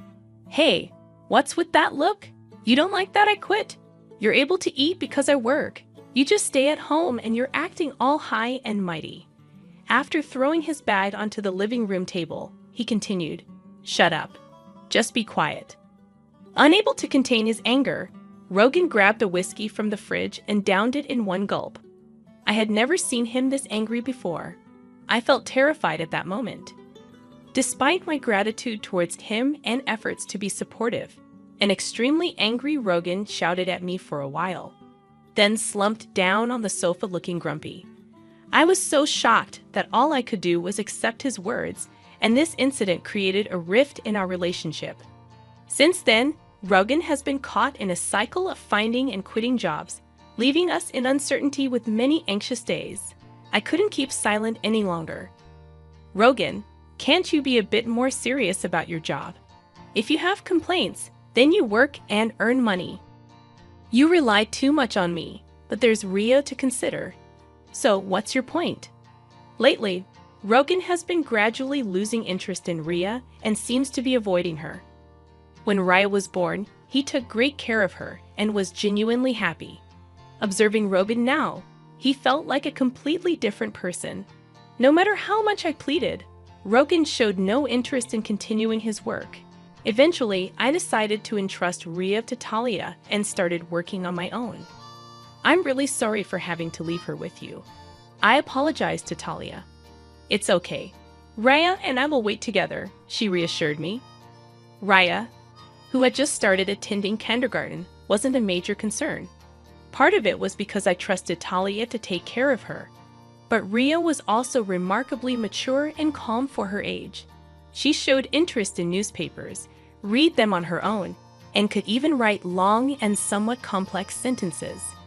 Rhea had a quiet disposition and was exceptionally composed for her age. When she started attending kindergarten, I was concerned about whether she'd be able to make friends and effectively communicate with others besides me. However, it turned out I didn't need to worry. Rhea made many friends in kindergarten and enjoyed her time there. As a parent, that was the most heartwarming thing to witness, given the situation. I felt it would be no problem for me to work outside the home. When I started looking for a job, I found one quicker than expected, and I began working full-time. The pay was better than I had anticipated, and even if Rogan quit his job, our finances would probably stabilize. Thankfully, the work environment was also pleasant, and despite the busy days, I enjoyed working. A few years after I began working, Rogan finally found a stable job. It seemed like he had finally found a workplace that satisfied him. Learning this brought a profound sense of relief. Over time, Rogan's demeanor brightened, and he seemed to return to the man I knew in the early days of our marriage. He became considerate of the challenges I faced juggling work and family, often asking, "Has it been tough? Aren't you tired?" I was a bit taken aback by this transformation. Perhaps job stability had given Rogan peace of mind. Rhea was growing up healthily, and Rogan started acting like a caring father to her once again. Seeing Rhea play joyfully with Rogan always warmed my heart. Still, the thought of returning to the way things were before made me anxious about leaving my job. Therefore, I continued to rely on Talia for childcare. "How's Rhea? Is she looking well?" I would ask Talia. "Don't worry, she's playing happily," she reassured me. If Rhea was doing well, I could be at ease. I probably would continue to depend on Talia. I had been considering treating Talia to something she liked as a token of my appreciation. Several years went by, and Rhea was now in the 3rd grade of elementary school. She attended school every day with great enthusiasm. The family's bond was just like before, harmonious and loving. I wondered what had caused the previous rift between Rogan and me. Our home life felt so stable, almost as if the past problems had been forgotten. Then, one day, Rogan made a suggestion. "Ever think about getting a new car?" I was taken aback. "A new car?" "Yeah, our current car is good, but I think it's reaching the end of its life. If it's becoming a hassle to maintain, indeed the car we were using had been purchased quite a while ago. Over the years, issues increased, and the repair costs started to pile up. You might be right. Maybe we should consider a new car." "Yes, I knew you'd agree. By the way, I've already got some catalogs pulled ready." "Thanks." I didn't expect him to be this eager about replacing the car. I was a bit surprised, but we started looking through the catalogs together. "Rhea, come here. Which car do you want to ride in? Let's decide together." He called Rhea over, and the 3 of us enjoyed flipping through the car catalogs together. However, I couldn't have imagined that this day would mark the beginning of an unexpected turn of events. A few months later, the new car that the 3 of us chose was delivered. The car we bought was a brand new model costing over $155,000. The loan was under my name. Generally, people would expect Rogan's name on the loan, but considering his unstable work history, we were concerned about being rejected. I was determined to work even harder from now on and pay off the loan. I was sure Rogan felt the same way, that's what I believed. But my hopes were shattered in an instant. Rogan stopped coming home. He disappeared along with the newly purchased car. Could it be that Rogan got involved in some kind of trouble? What should I do? At that moment, my cell phone rang. The call was from Rogan. "Hello, Rogan. Where are you? What are you doing?" Out of concern, my voice raised unintentionally. "Hey, calm down. But you disappeared all of a sudden, and the new car is gone. What happened? Did you get caught up in some trouble?" I tried to convey how I had worried every day until then, but Rogan laughed at my concerns and said something unbelievable. "Actually, I found a new lover. She's more important to me than you." "What? What do you mean? Let me be clear. I've fallen in love with someone else. I've already taken care of the divorce notice. I'd appreciate it if you stopped getting involved." "Wait, divorce? I can't believe this." I was shocked by the mention of a divorce notice. However, I remembered a discussion we had during a big fight a while ago. Submitting the application to the court means that both parties agree to the divorce. I deeply regretted letting my emotions take control at that time. "Oh, by the way, I have a debt. I'm counting on you to repay it." "What? How much debt are we talking about?" "I think $200,000, give or take. I'm leaving all the repayments to you." With those words, Rogan abruptly hung up the phone. I never thought something like this would happen to me. Were all of his kind smiles in the past just lies? As these thoughts crossed my mind, I could feel the strength drain from my body. "Mom, what happened?" As I slumped to the floor, Rhea rushed over, looking concerned. "It's okay, honey. Thank you." I tried to put on a brave face, but inside, I was filled with anxiety. How will I manage our life now with such a massive debt looming over us? The thought of the $200,000 made me feel suffocated. On top of that, there was still the car loan to think about. In a state of panic, I decided to check my bank balance, searching everywhere. Closet, drawers, kitchen, bedroom. But my ATM card was nowhere to be found. Frantically, I launched my bank app on my smartphone. And to my horror, the account balance had significantly decreased. I had no memory of withdrawing such an amount, and the only suspect was Rogan. Trying to contact him proved futile, and with my mind going blank, I thought I should focus on earning money. I chose to keep this a secret from Talia and young Riev to avoid unnecessary worry. A few weeks after Rogan disappeared, I lost consciousness at work. Upon waking up, I found myself in a hospital bed, where Talia and Ria revealed they knew about Rogan and my deteriorating health. Ryan had overheard Rogan's phone call, and Talia, surprisingly furious, wanted to locate Rogan to make him repay the debt and medical bills. However, Rogan's whereabouts remained unknown.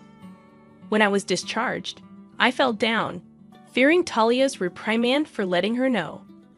Various tests revealed my poor health was due to cancer, still in the early stages with hope for recovery through surgery. Though the surgery went well, returning to work immediately seemed impossible due to mounting medical bills and no savings. During these challenging times, Talia and Ria became my pillars of support.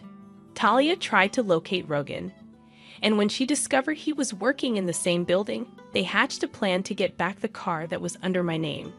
As we prepared to confront Rogan, Talia stopped me, emphasizing the need for a solid plan. Raya reassured me that everything was set up, and a month later, while at Talia's house, a sudden call from Rogan came in. After ignoring it initially, I gathered my courage and answered. In a frantic voice, Rogan pleaded for help, claiming he was about to be arrested. He shared his location and quickly ended the call. Talia and Ria then revealed the turn of events. They had reported the car as stolen, a move aimed at compelling Rogan to confront the consequences. Filled with gratitude, Ria blushed, and the mystery of their plan became clear. I expressed my gratitude to Talia and Ria and hurried to the park where Rogan was waiting. The specified park was surprisingly close to my home, and when we arrived, we found police officers interrogating Rogan about something. After explaining the situation to the officers and having them leave, Rogan ushered us into his car and began narrating the events that led to this. Inside the car, a confident-looking woman named Lily sat boldly in the passenger seat, staring at us with a cold gaze. Rogan questioned why the police came to him, seemingly unaware of the gravity of the situation. Raya confronted Rogan, asking why he left them behind and why he wouldn't pay back the money himself. Rogan, visibly shaken, remained silent. Ria and Talia continued questioning Rogan about his actions and his relationship with Lily. Talia criticized Rogan's irresponsible behavior, constantly changing jobs, and quick temper. Rogan bowed his head in silence, and Lily, visibly irritated, revealed shocking details. Rogan had borrowed $200,000 in his wife's name for expensive luxury gifts for Lily. Raya questioned Lily about her pregnancy, and Talia noticed an inconsistency in the timeline. Lily revealed that the child wasn't Rogan's and admitted to keeping it a secret to avoid further involvement with him. The tension increased, and Talia took charge, threatening to call the police for the criminal acts committed. Ignoring Rogan and Lily's pleas, Talia instructed me to contact the police. Legal actions were taken, and Rogan and Lily faced consequences, including compensation payments, repaying the debt, and child support. Despite attempts to reduce payments through lawyers, a secret recording made by Ria served as evidence denying their requests. In the end, Rogan and Lily didn't go to prison but had to shoulder responsibilities. Ria and I now live with Talia, and the car was safely returned. Rogan is somehow managing the debt, and the presence of Talia and Ria played a significant role in resolving the situation. Grateful for their support, I look forward to a peaceful life with the two of them, working hard for a better future.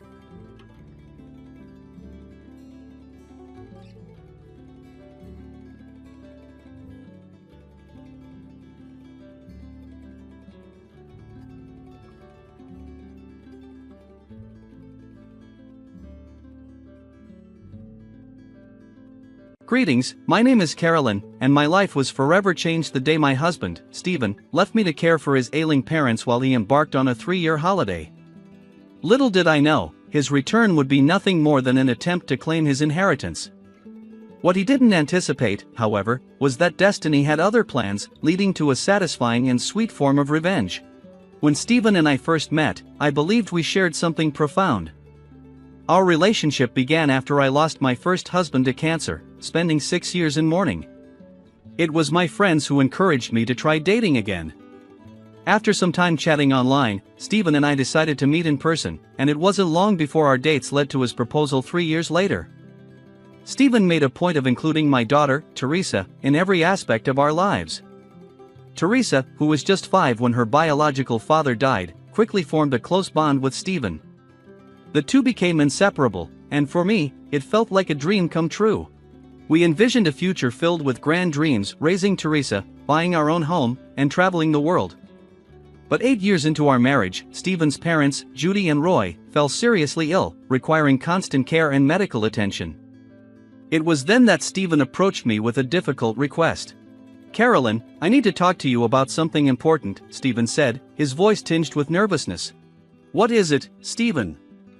I asked, sensing the seriousness in his tone. "You know my parents aren't doing well," he began. "They need a lot of care, and neither one of them can take care of the other." "I understand," I said, my voice filled with empathy. "It's heartbreaking, and I wish there was something more we could do." "That's just it, Carolyn," he replied. "They're my parents, and I can't turn my back on them. I need your help." "I know, Stephen," I said. "That's why I thought we could put them in a nursing home. They'd get the care they need, and if cost is an issue, we'll manage somehow." "It's not about the cost," he said, hesitating. "I was thinking of something else." "What are you suggesting?" I asked, already bracing myself for something difficult. "Could we have them move in with us? I want to take care of them, but I need your help." I hesitated, feeling overwhelmed. Between work, taking care of Teresa, and everything else, it already felt like a lot. But Stephen reassured me. "Don't worry, Carolyn," he said. "You won't have to handle everything alone. I'll be here, putting in as much work as you are. I promise." Convinced by his words, I agreed. "Okay, let's do it. I care about Judy and Roy, and Teresa would love to have her grandparents close by." "Thank you, Carolyn. I won't let you down," Stephen promised. Having cared for my late husband, I wasn't unfamiliar with the demands of caregiving. Judy, suffering from a severe autoimmune disease, was bedridden and needed specialized care. Roy, with a chronic heart condition, required constant monitoring. Their health quickly became our top priority, and at first, Stephen seemed committed to sharing the burden with me. But over time, things began to change. The sleepless nights, hospital visits, and constant demands of caregiving took their toll on both of us. Yet, we pushed forward. But as weeks turned into months, Stephen's dedication waned. His missed medical appointments and growing disinterest became hard to ignore. It felt like I was the only one carrying the weight. 3 years into this caregiving journey, Stephen announced yet another business trip, this one lasting 3 weeks. That was the final straw. "How can you just leave us now, Stephen? Your parents need us, and you're walking away like it doesn't matter," I exclaimed, frustration bubbling over. "Oh, here we go again," Stephen shot back.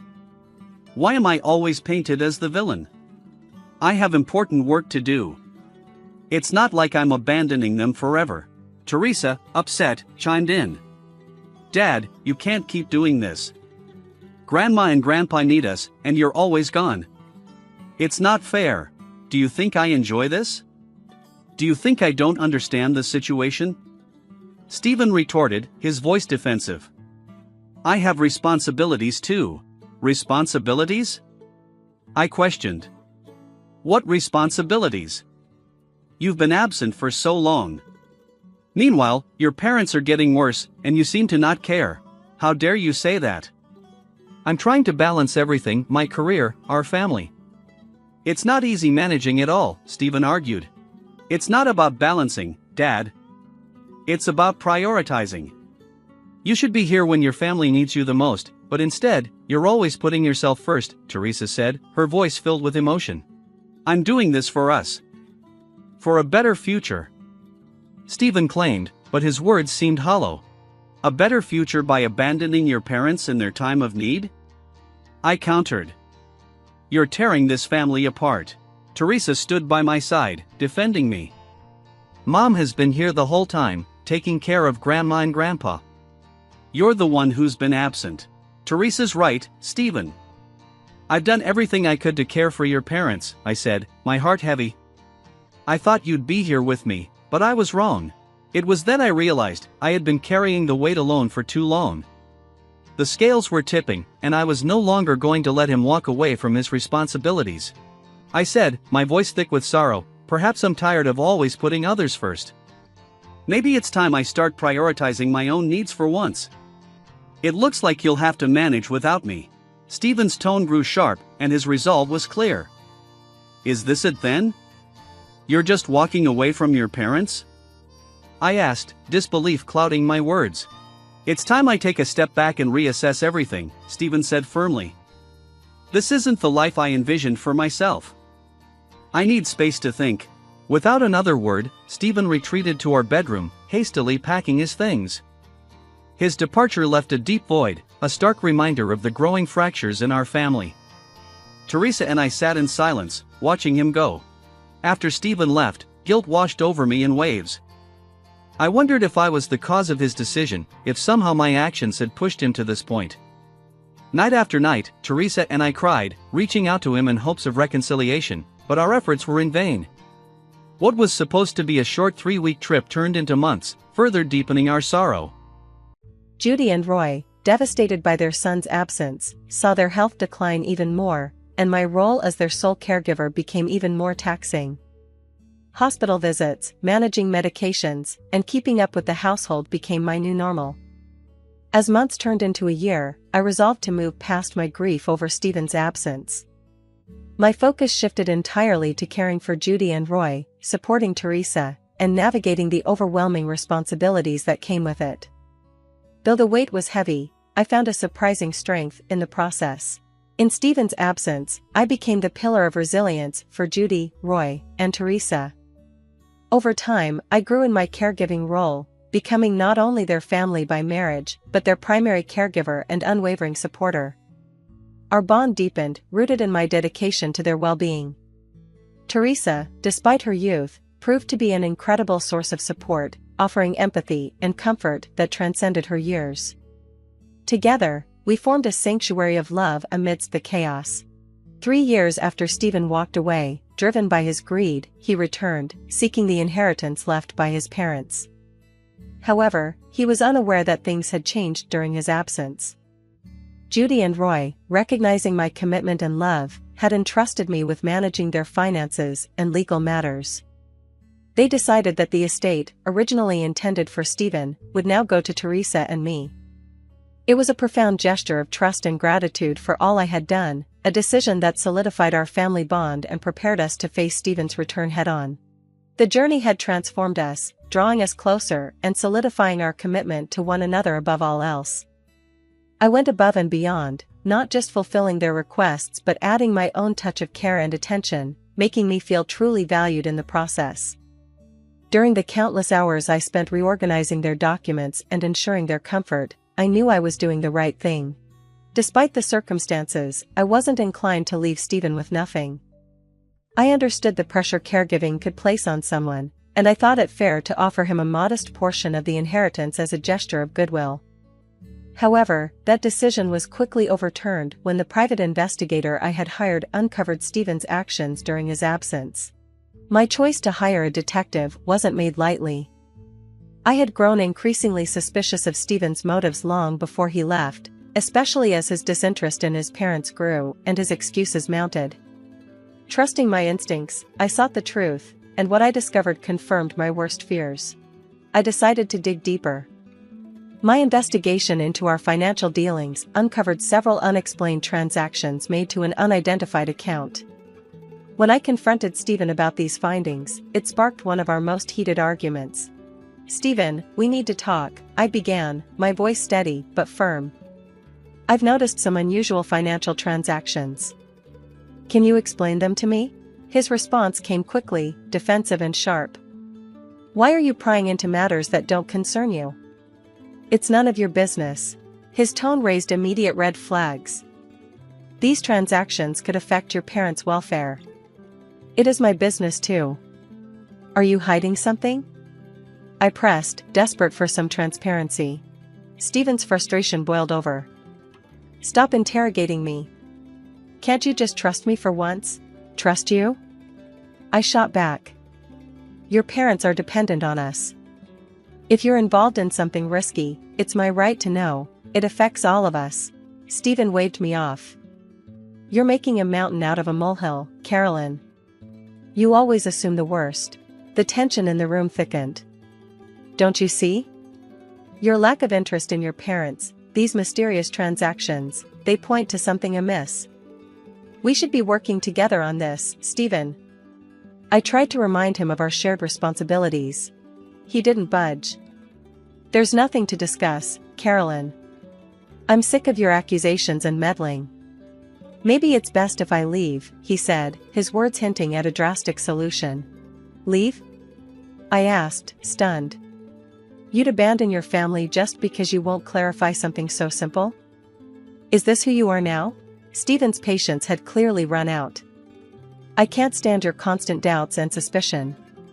If you can't trust me, maybe it's better if we part ways," he concluded, his words cutting deeper than any argument before.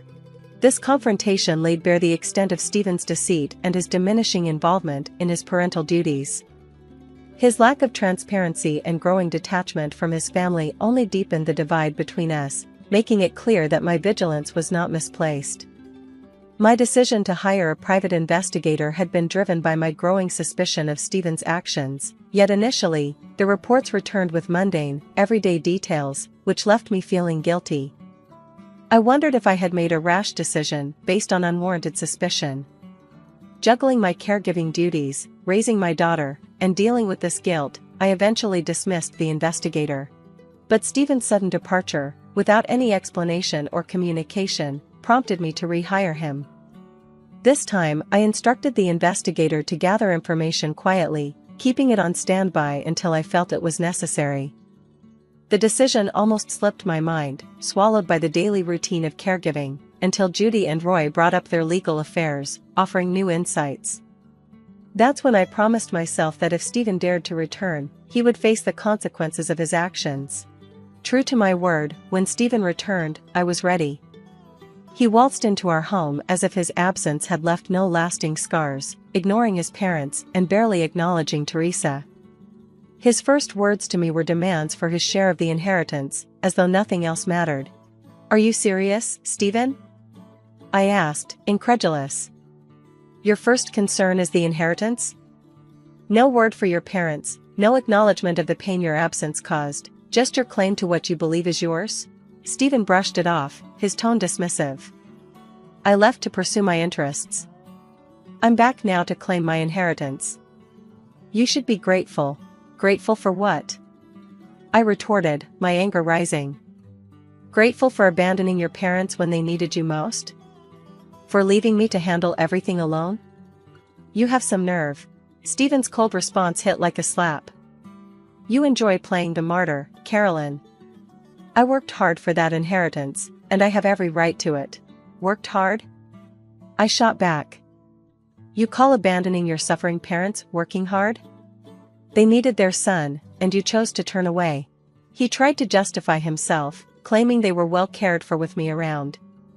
"It wasn't just my responsibility to look after them," he argued, "I had my own life to live." "What about our life, Stephen?" I demanded. "What about the commitments we made to each other, to our family? You've neglected us, betrayed the very essence of those vows." I argued, emphasizing the depth of Stephen's betrayal. But he remained unfazed, accusing me of overreacting and dismissing my feelings as mere theatrics. His complete lack of remorse for his actions only strengthened my resolve to stand up for what was right, for Judy, Roy, Teresa, and myself, no matter the challenges ahead. Stephen, full of entitlement, made it clear he would pursue his share of the inheritance, regardless of my objections. His blatant arrogance and disregard for the family's well-being were evident, but I stood firm. Stephen, your true nature is now undeniable. Your indifference has hurt us deeply, but I will not allow you to exploit your parents.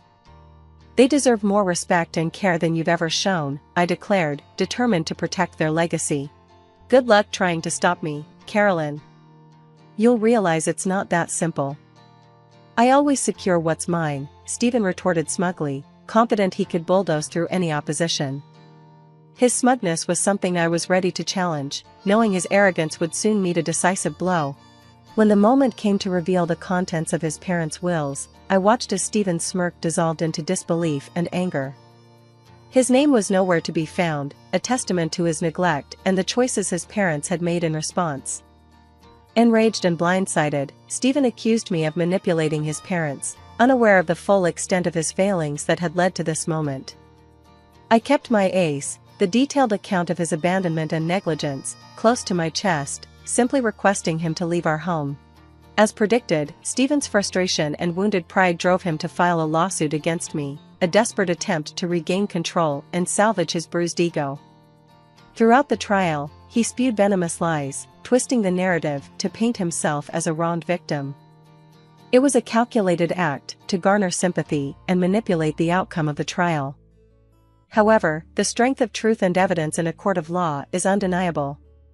The proof I provided painted a clear picture of my dedication to Judy and Roy through witness statements, medical records, and financial documents.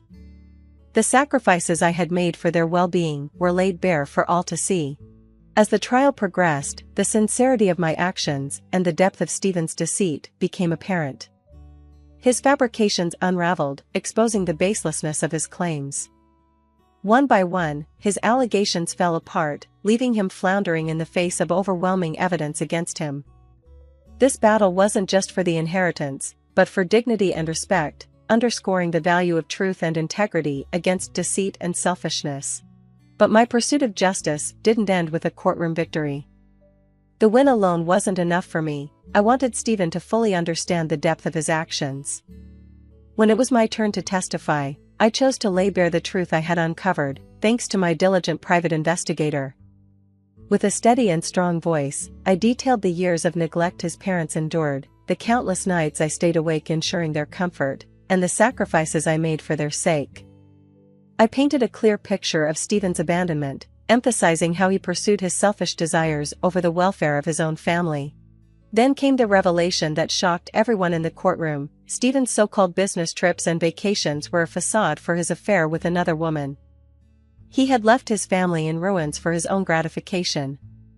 Stephen's defense scrambled, attempting to dismiss my claims as fabrications, but the evidence was overwhelming. Text messages, emails, photographs, and financial records all pointed to the undeniable truth.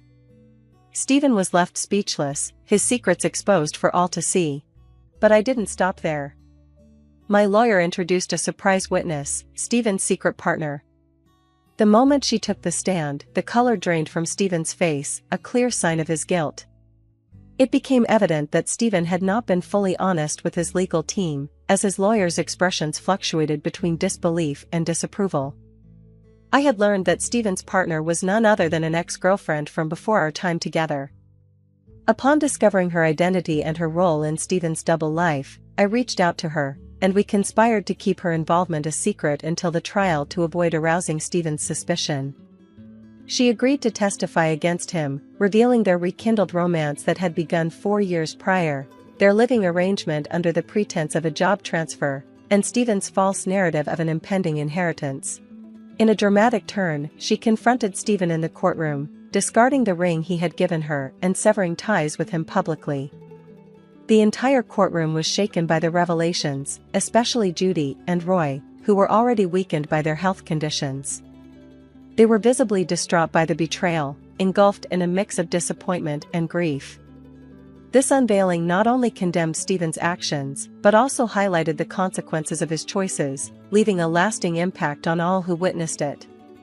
The truth, stark and unforgiving, had finally come to light, offering a semblance of justice to those wronged by his deceit. Winning the case wasn't enough for me. I felt Stephen needed to truly understand the impact of his actions. So, I stood up in court and shared everything I had learned from my investigator. I talked about the sleepless nights, the sacrifices I made to care for his sick parents. Then I revealed that Stephen had left us for another woman, shattering our family for selfish reasons. Stephen's lawyer tried to deny my claims, but we had solid proof, texts, emails, photos, and more, showing Stephen's true actions. When his affair partner was called as a surprise witness, Stephen was shocked. It seemed he hadn't been completely honest with his lawyer. I discovered the woman was Stephen's ex, and I reached out to her. We agreed she'd stay under the radar until the trial to avoid suspicion.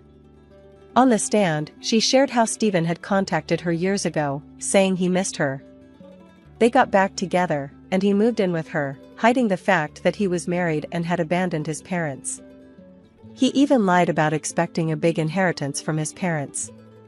In court, she confronted Stephen, threw her engagement ring at him, and told him to never contact her again. This revelation deeply affected everyone, especially Judy and Roy, who were already weakened by their illnesses. They felt a mix of disappointment and sadness, seeing the extent of Stephen's betrayal.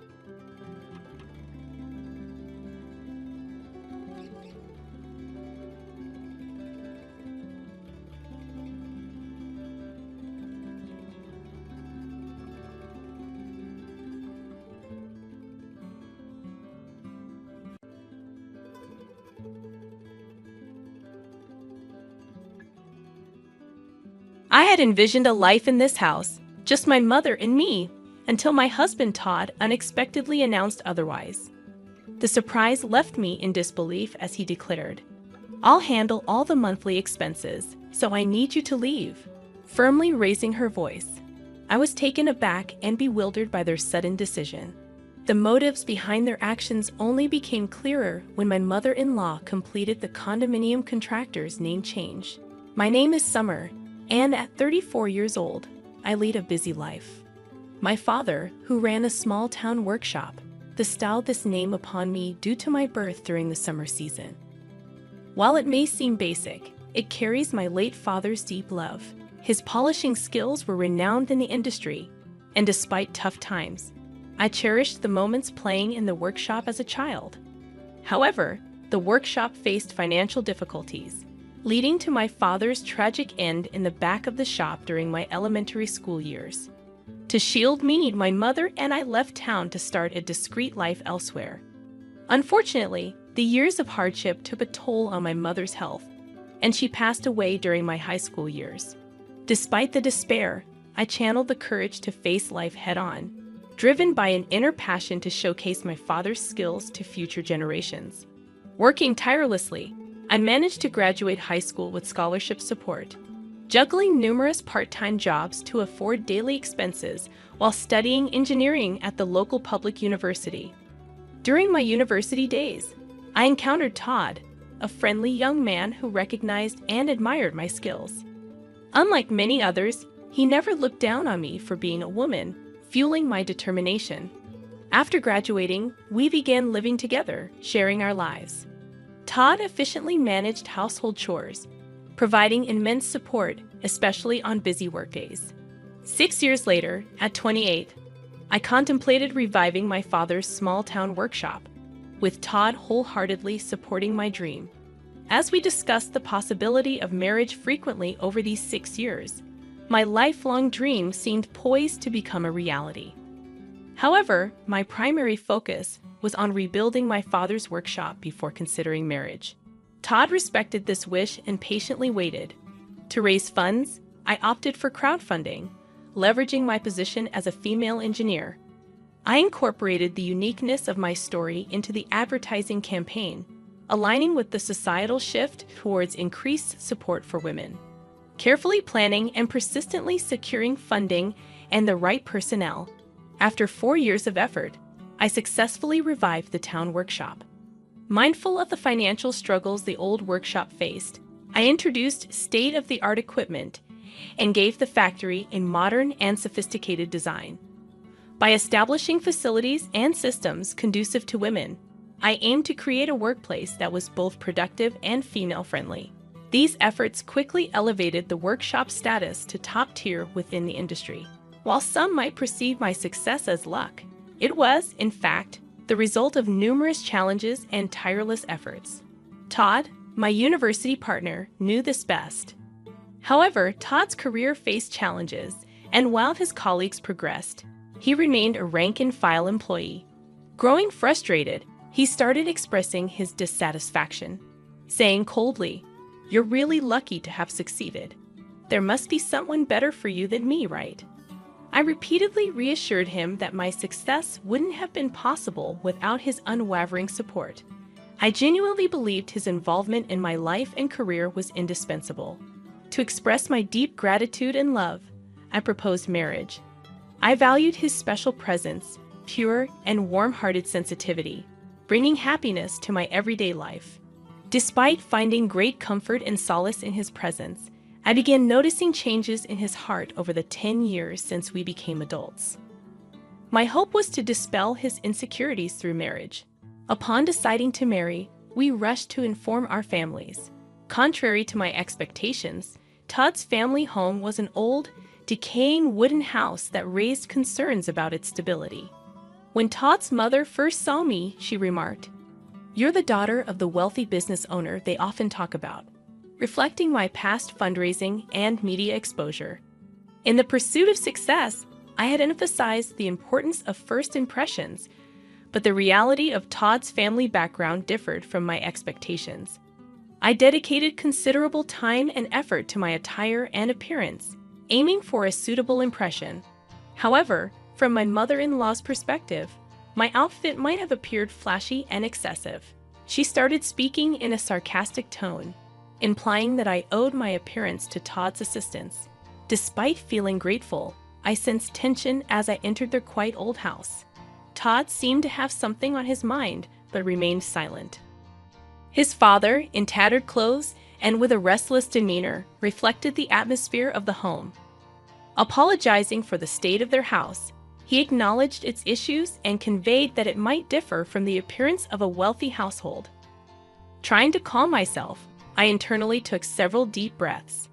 Each time I made a casual remark, Todd's parents responded with comments about how rich people have different ways of thinking and values than common people like us, making genuine conversation difficult. Back at home, I asked Todd about his parents' views on wealth, and he shared surprising facts. Since childhood, he was taught that fancy apartment buildings were probably built on wrongdoing, and wealthy people engaged in shady dealings. They were believed to lack understanding of others' feelings or hardships, and Todd was advised to avoid befriending children from wealthy families. Although I hadn't grown up in a wealthy family myself, I found it intriguing to understand the roots of his parents' strong feelings. Even afterward, Todd's parents disapproved of our relationship. His mother often expressed concern about me making him do too much, while his father advised him not to let married life be completely dominated by his wife.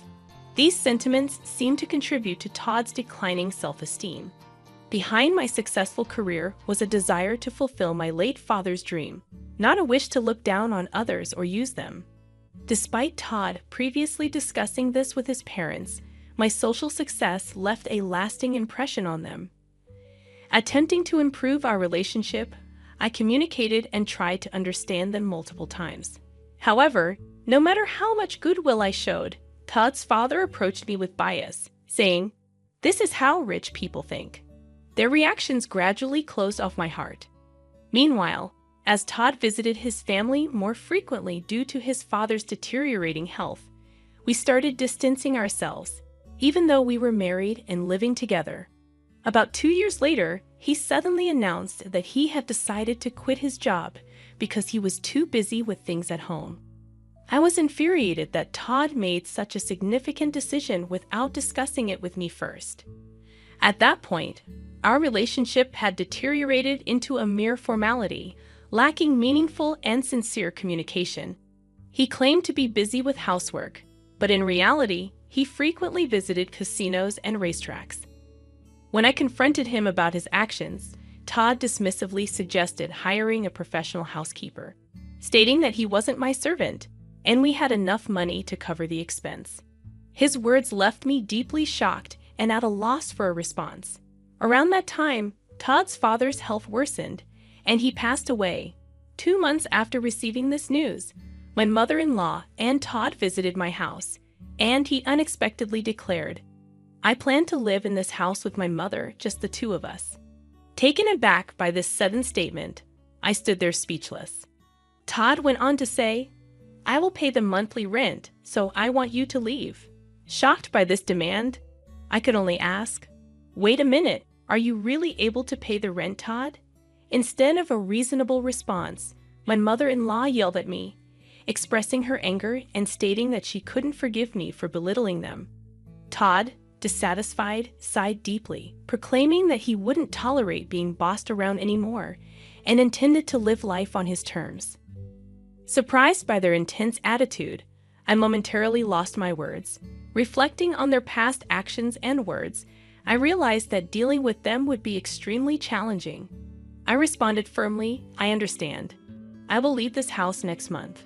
Unsatisfied, my mother-in-law pushed for an even quicker departure, demanding, "Can't you just get the hell out of here and leave next week?" I'm getting ready for my new life, and I've already arranged for my stuff to be delivered to my new house. Her abrupt demands puzzled me, considering I had just decided to leave.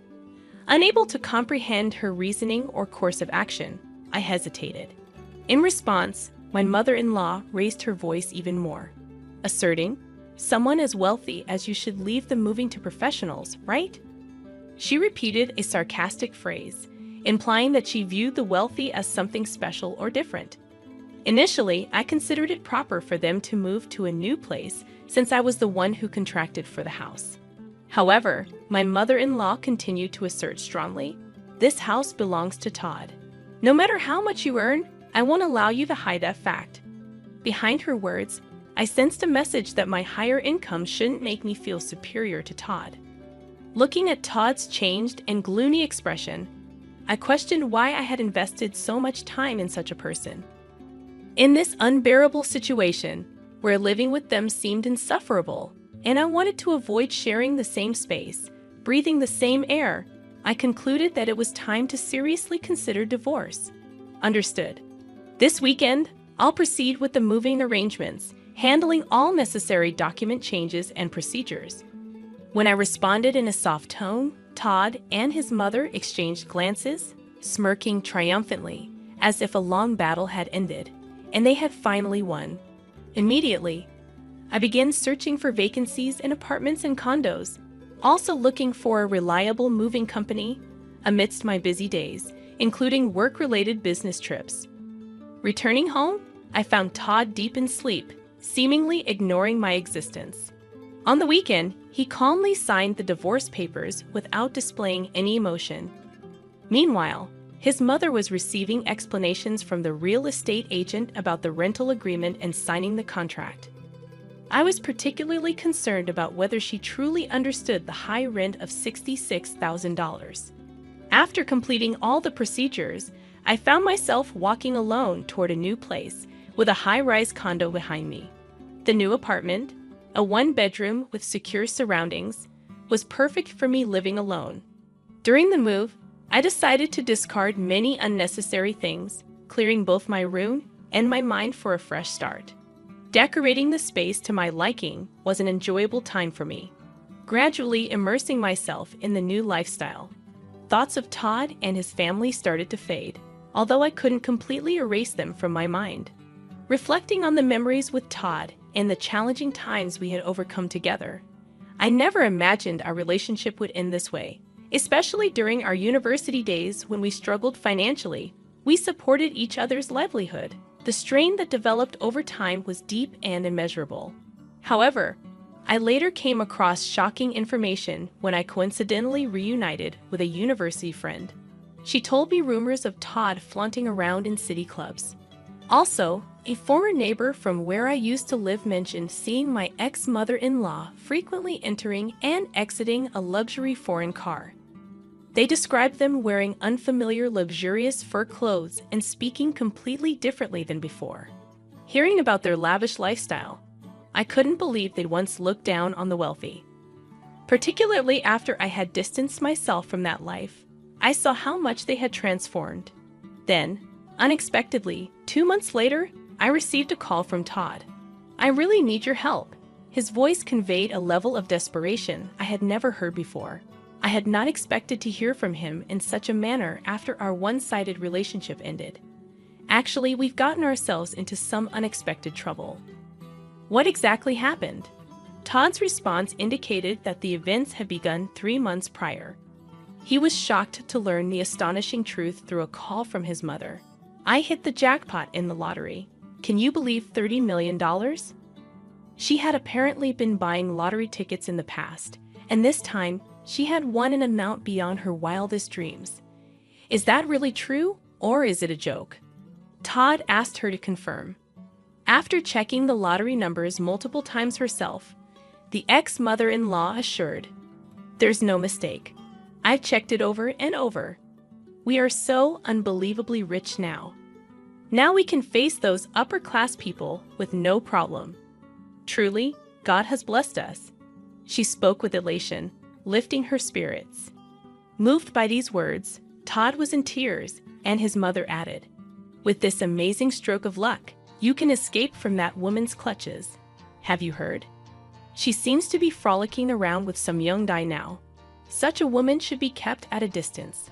These words pushed Todd further, and his pent-up anger and frustration boiled over.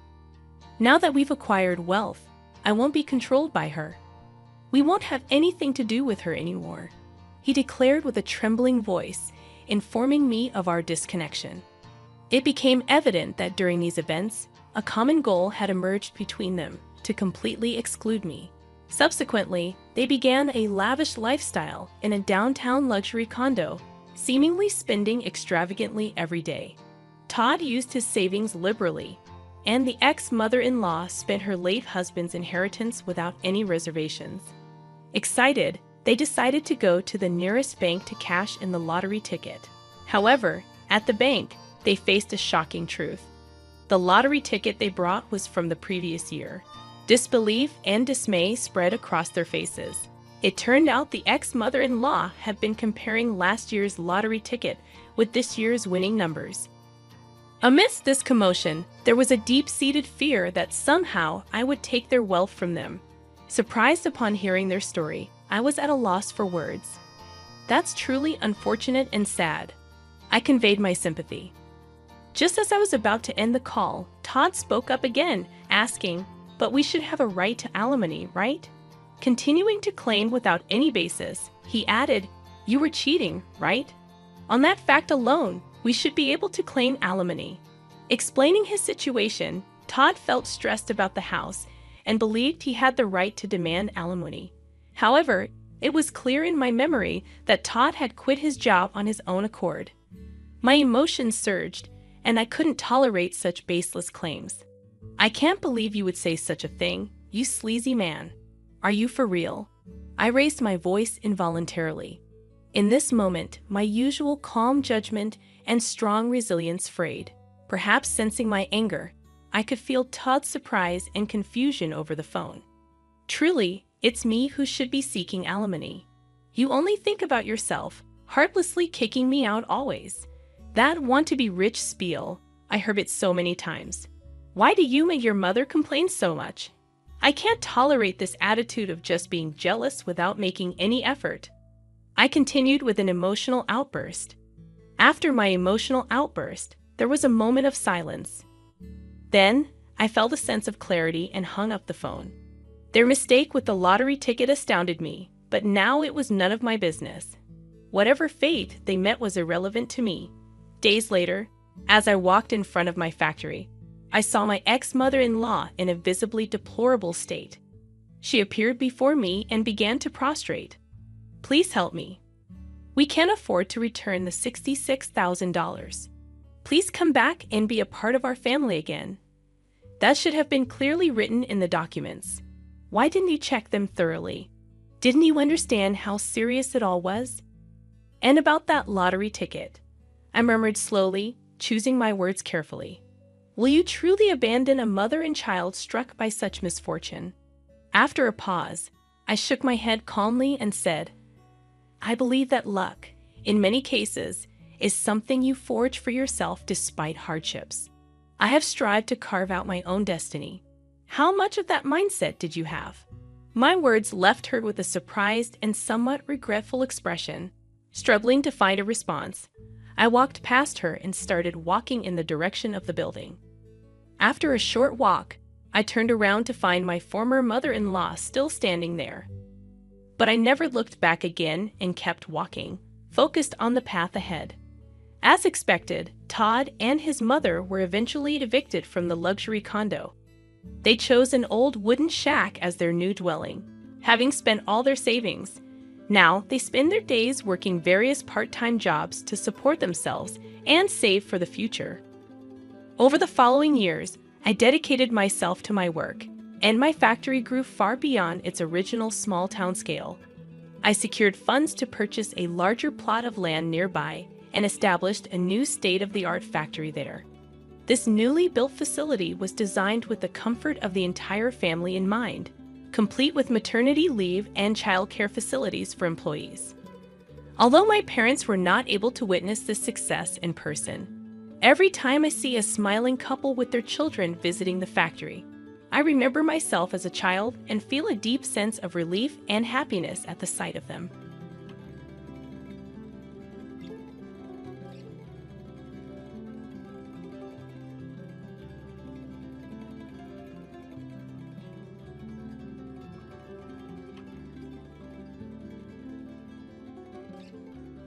Hi everyone, my name is Anna, I'm 30 years old, living in San Antonio, Texas, though I'm planning to relocate soon. Life has been a whirlwind recently, as I've just emerged from a difficult marriage that lasted a year and a half. It was a harrowing experience, and I had to rely on my dad and the police to safely leave. I often wonder if I could have avoided that situation had I been more cautious or wise. I've always been quiet and reserved, more comfortable with my computer and the online world than face-to-face interactions. Socializing was never my strong suit, and the thought of strangers approaching me made me anxious. Losing my mom to a heart condition when I was 7 profoundly shaped my life. My dad, a Navy SEAL since he was 25, raised me on his own. His job often took him away for long stretches, but he stayed connected through letters and calls. After my mom passed, my dad came home to find me inconsolable. I remember how hard he worked to comfort me, promising that everything would be okay now that he was back. Still, I could sense his grief, and it was the first time I saw him overwhelmed. When I had a playground accident a few months later, he took a short break from work to stay with me. During that time, he left me in the care of my grandmother, asking her to teach me how to bake and cook my favorite treats. I promised to learn, clinging to the thought of showing my dad what I'd made when he returned. He reassured me before leaving again, saying, "I'll be back in about 7 months. Honey, take care of yourself." True to his word, he sent me gifts and souvenirs from his travels, each one a little story that kept him close despite the distance. Most of my childhood was spent indoors with my grandmother. I preferred the quiet over playing with other children and found solace in my own company. When my dad decided it was time for me to move back to our family home, I struggled with the change. College felt burdensome, and social interactions drained me, but online, I thrived. The digital world became my sanctuary, where I could explore endless stories and connect with people on my terms. In this vast virtual space, I met Brian, a streamer. Our friendship started with text chats and eventually moved to video calls. Though we both chose to stay anonymous, I wore a Batman mask while he opted for a scarf and beanie. "Hi, Anna, it's great to finally see you," he greeted, his tone warm and friendly. "Hello, Brian, nice to meet you, virtually, I replied, my nerves evident. "Likewise. So, how are you doing today? Talk to many people?" he asked with a light chuckle. "I'm okay, just a bit nervous, to be honest," I admitted. "That's completely normal, don't worry, I don't bite. Honestly, I'm probably just as awkward as you are," he reassured me with a grin. easing the tension. Our conversation flowed naturally after that, our shared awkwardness making it easier to open up.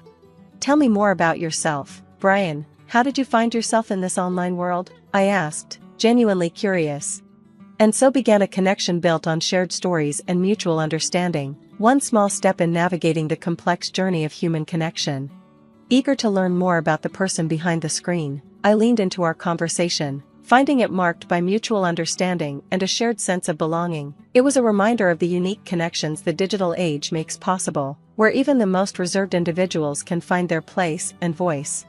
I've always been fascinated by meeting new people and understanding different viewpoints, I shared, but since I spend so much time at home, the online community has become the perfect avenue to explore those interests. What about you? Well, Brian began, I'm pretty introverted, so face-to-face interactions can be challenging. The online world feels safer, it's easier for me to express myself here. It was comforting to hear his perspective and to realize how meaningful virtual connections could be. The fact that our paths had crossed felt like a small stroke of fate. As we continued talking, exchanging life stories and finding shared interests, I felt myself relaxing. You make this so easy, I admitted, grateful for how naturally the conversation flowed. The feeling's mutual, you're easy to talk to, and I'm glad we met, Brian replied warmly. If you ever want to chat, I'm usually around, probably playing Mario. Oh, do you game? Not really, I said with a small laugh. I spend most of my time blogging and browsing Reddit. There's so much you can learn from the experiences people share there. True, he agreed. Sometimes, reading about others' lives makes me realize how ordinary my own feels. Honestly, I trust my online friends more than the ones I know offline. What I love about online interactions is the freedom. There's no obligation. You can engage or step back whenever you need to. His words struck a chord with me. The freedom of online connections was exactly what made them so special, allowing bonds to form without the pressures of traditional social norms. As our discussions continued, Brian and I built a genuine connection, one that felt as authentic as any friendship forged in person. I couldn't help but feel curious about where this online journey might lead me. One thing was clear, the experiences and lessons I'd gathered from my digital sanctuary had shaped me deeply and would remain a part of who I am as I ventured through life. However, my dad, ever cautious and traditional, would likely disapprove of me forming friendships with people I'd never met in person. The last time he visited, he couldn't resist delivering one of his lectures over dinner. So, how are your studies going, Dove? He asked, his tone as gentle as ever. Dad, I've graduated, I replied, a hint of sadness in my voice. But you wouldn't know that, you couldn't make it. His expression softened. Oh, Anna, he said, his voice heavy with regret. I know I missed it, and I'm truly sorry. I was caught up with work, but please know I regret not being there, Dad said, his voice heavy with genuine remorse. Despite our differences, the bond between us remained strong, a mix of love, concern, and a deep, sometimes challenging understanding. I even sent you an email about your birthday tomorrow, my pumpkin's big day, huh? Dad, stop with the old nicknames. I'm not 9 anymore, I protested, feeling a flicker of embarrassment. In my eyes, you'll always be my little Dove, he replied with a soft smile. But let's talk about what's next for you. Have you thought about work? I'm not sure yet, I admitted, uncertainty creeping into my voice. What do you mean, not sure? What are your peers up to these days? He asked, sounding concerned.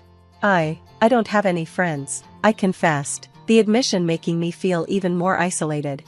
He looked surprised, then sighed. Listen, Anna, I didn't send you to live with your mom's family so you could avoid the world. There's so much out there, so many people to meet. You're missing out by staying in.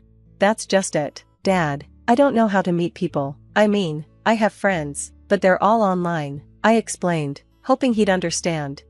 Online, Anna, that's not the best way to make friends, he replied, his concern clear in his voice. Okay, how about this? Let's go out shopping today, just the two of us. It's been ages since we've done that. I'm not sure I'm ready for that, I hesitated, the thought of stepping outside my comfort zone overwhelming. Come on, Anna, you need to try. Staying cooped up isn't good for you. Ever since your mom, Isabella, passed, you've changed, he said gently, trying to encourage me. Why bring Mom into this? What are you trying to say? I snapped, a sudden wave of anger surging through me.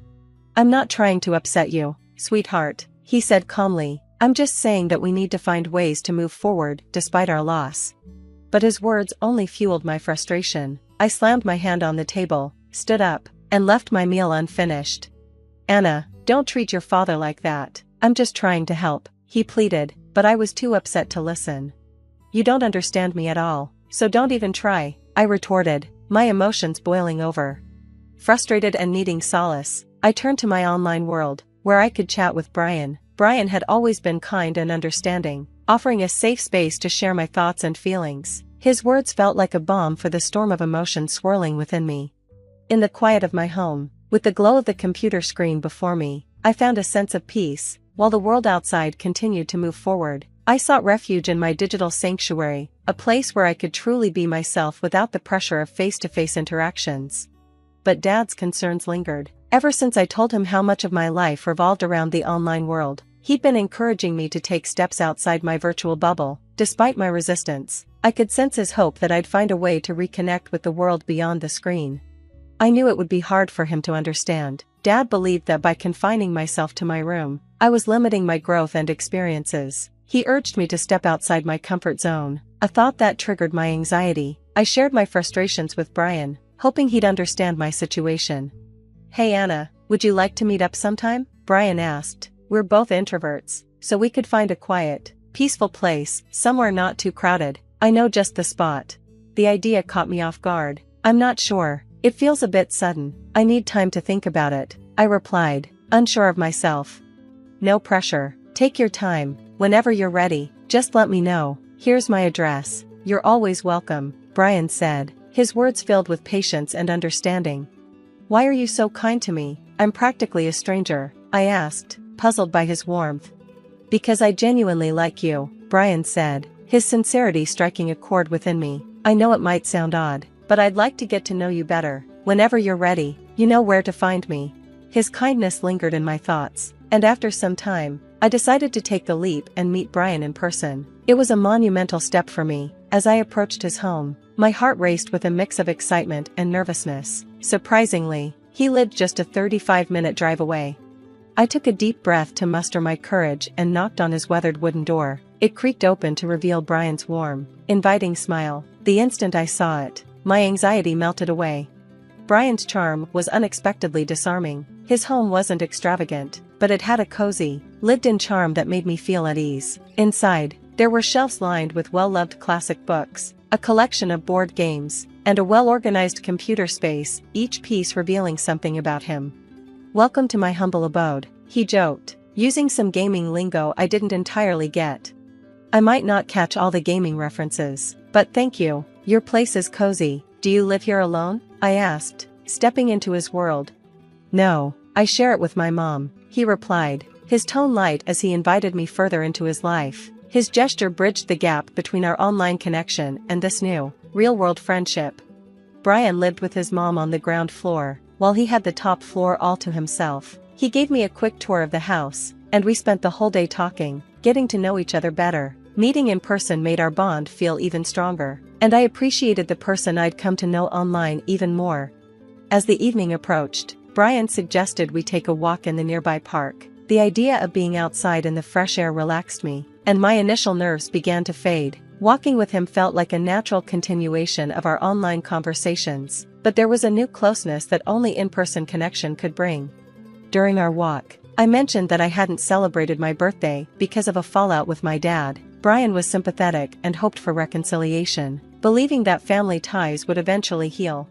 But as Brian and I grew closer, a possessive side of him began to show. He insisted on constant communication, getting upset if I spoke to others. Despite his claims of love and protection, his behavior began to feel more controlling than caring. I couldn't shake the feeling that I was caught in a game, and Brian was pulling the strings. The situation was complicated further by his mother's disapproval of our relationship. It hurt knowing she held negative feelings toward me. Even though she'd never met me, her close bond with Brian, though understandable, made me feel like an outsider. What was even more confusing was the contradiction in her behavior. While she disapproved of me, she also seemed to want him to get married, despite knowing I had no one else. It made navigating our relationship and his family dynamics all the more challenging. In a whirlwind of misplaced trust and vulnerability, I found myself swept into a secretive marriage with Brian, driven by his persistence and manipulation. He painted a picture where my father's disapproval and lack of love seemed to justify everything, convincing me that only he truly cared for me. I silently accepted the union, hoping it would become my refuge. Instead, it turned into anything but. As the months went by, a different side of Brian's mother emerged, one that sought to diminish me with her harsh words and actions. At first, I tried to brush off her cruel remarks, thinking they were misunderstandings, and that time would soften her view of me. Unfortunately, her disdain only grew, and she became an incessant source of emotional pain. Whether it was criticizing my cooking, questioning my cleanliness, or belittling my efforts, her goal seemed clear: to make me feel unwelcome and inadequate.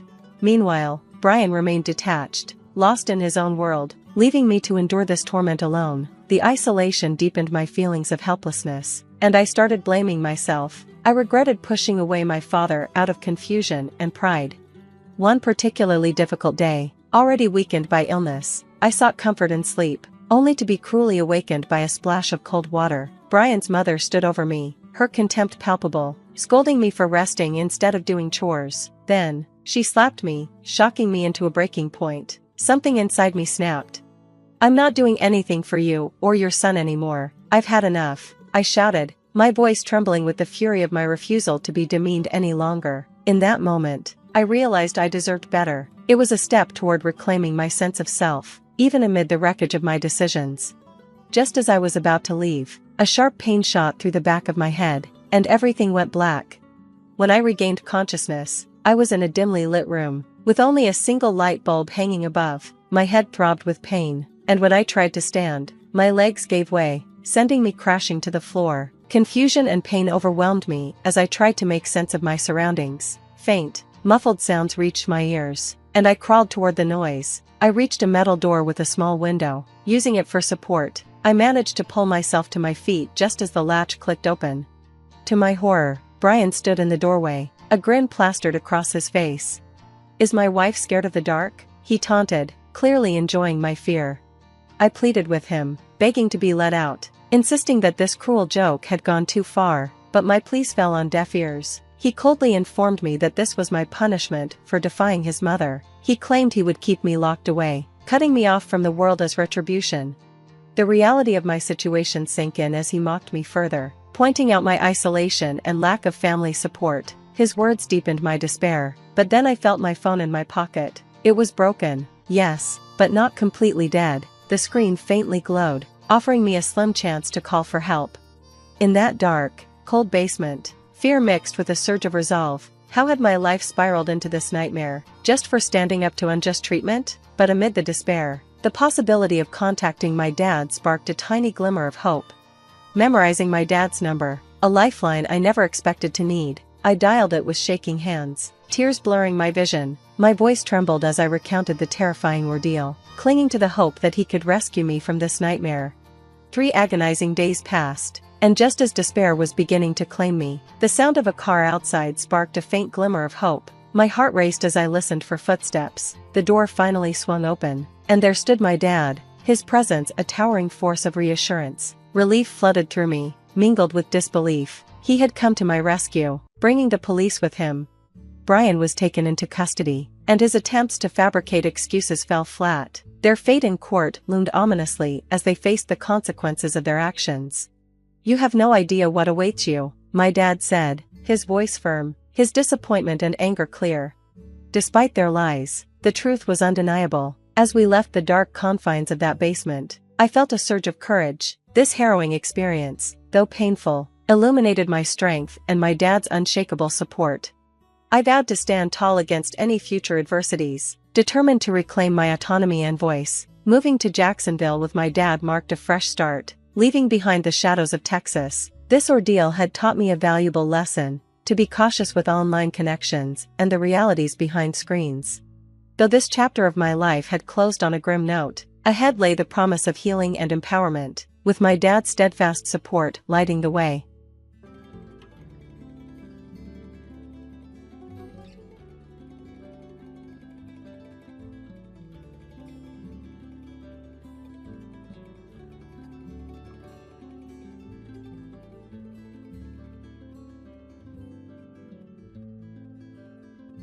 My father has been expanding and generating profits within the company founded by my grandfather. Recently, he promised to transfer a luxurious villa, a mansion, to me. However, I've come to the realization that what's rightfully yours should also be mine as your husband. This mansion is now mine, and I plan to hire you as a housemaid. If you're not on board with that, well, you can always consider divorce. As it turns out, despite the mansion supposedly being in my name, my husband had clandestinely inscribed his own name on the legal papers. Does he genuinely believe that's acceptable? Does he comprehend the potential consequences of such actions? My name is Aaron, and while I don't intend to boast, I was born into a wealthy family. My father, the CEO of several companies, inherited the business from my grandfather, who initially started a small shop repairing and selling TVs and music systems. Over time, the company flourished, expanding into various branches and diversifying into the IT sector. My father's foresight, selling computers and accessories before they gained widespread popularity, proved to be a lucrative move. Besides IT, he ventured into real estate, collaborating with local businesses and actively contributing to community development. My mother served as the vice president of the company, and after studying it in college, I joined the family business. Despite the outward appearance of affluence, we didn't live as extravagantly as portrayed in TV dramas. My father believed in instilling good values, rejecting the notion that spoiling a child aids in their responsible growth. Our family home was spacious, and we had a maid, but as a child, I actively participated in household chores. Dining at fancy restaurants occurred infrequently, and our international travels were limited to once a year, with the majority being local trips. My school life seemed quite ordinary, and it would have been challenging for anyone to guess that my family was affluent. Due to my unassuming demeanor, I dated guys within my age group, just like any other girl. Among them, Michael, who later became my husband, was one of my colleagues at the same workplace. During those times, I worked as a sales representative and office manager at an IT-related shop, and Michael was also a sales rep there. I chose not to disclose that my father was the CEO to my coworkers, making it easier for Michael to approach me. I noticed that he was straightforward and had no reservations. Although I didn't seek extravagance, I'd always suggested places within Michael's budget. During our dates at restaurants, he would order generously, explaining that if there's extra, he'd eat it, opting for a cost-effective approach to enjoy a hearty meal. Some might have considered him a bit frugal, but I found it endearing. Unbeknownst to him, I earned several times more than he did, content with my fair compensation for the responsibilities I held. I unconsciously became accommodating. Michael, always keen on budget-friendly ways to satisfy his appetite, received my gestures with gratitude. During our dates, I'd often bought extra food or thoughtful gifts, knowing he would appreciate them. When shopping for clothes, I would add extra socks for him, and on occasions when I got a new bedspread, I'd include pajamas and a pillow for him. I genuinely enjoyed making him happy. Even when visiting his home, I willingly cooked for him and took care of the cleanup. Out of the blue, Michael proposed to me one day, expressing that there was no one better than me. At that moment, I hesitated, harboring reservations. After all, my father was the CEO of a major company, and he held a prominent position at my current workplace. I feared that if Michael were to discover this, he might reconsider our relationship. Deciding to take Michael to my parents' home for the first time, I aimed to introduce him to my family and disclose everything about our background. If he accepted it all, I would be more than willing to marry him. As Michael's inaugural visit to my family home approached, he appeared visibly nervous. However, my dad, though strict on occasion, generally exuded a calm demeanor. When I presented Michael as the man I was contemplating marrying, my father welcomed him with a warm smile, alleviating some of Michael's tension. Although surprised to learn about my father's CEO status, Michael managed to navigate the visit smoothly with my father's supportive demeanor. Upon leaving the house, Michael exclaimed about the enormity and magnificence of the residence, expressing gratitude for my father's kindness. He even suggested that we could get along well. When I casually mentioned my dad's ownership of additional buildings and a vacation home, Michael appeared more astonished. Despite the revelation, he resolved to marry me, the daughter of such a prominent man, and I agreed wholeheartedly. Eventually, we became a married couple. However, something bothered me. At the moment of accepting his proposal, I noticed a slightly mischievous grin on Michael's face for a split second. Dismissing it as his quirky way of smiling, I didn't dwell on it, but perhaps had I paid more attention, I could have averted the impending tragedy.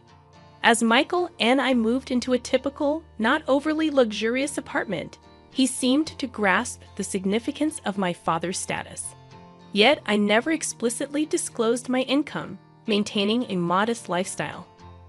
Gradually, Michael's demeanor changed after settling in. While I balanced work and household responsibilities, he started demanding more.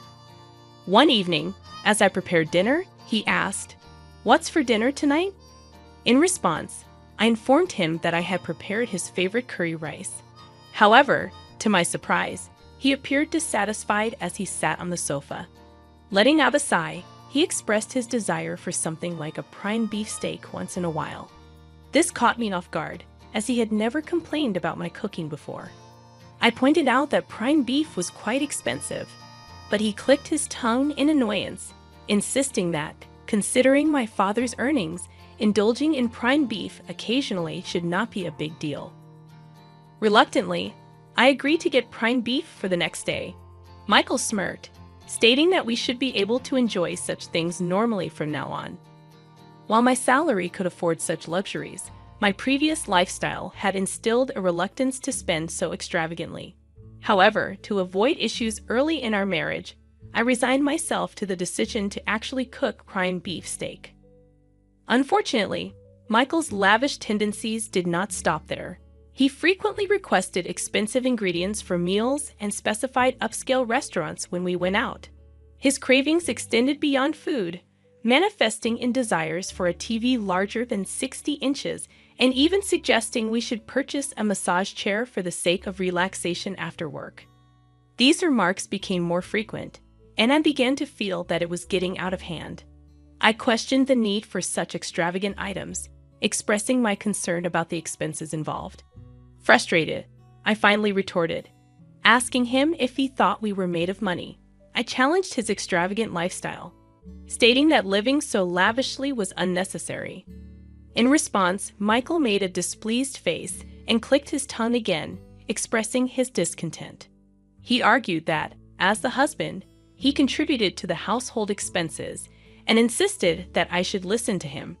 However, his statements puzzled me, as his contributions, while appreciated, did not amount to a lavish sum.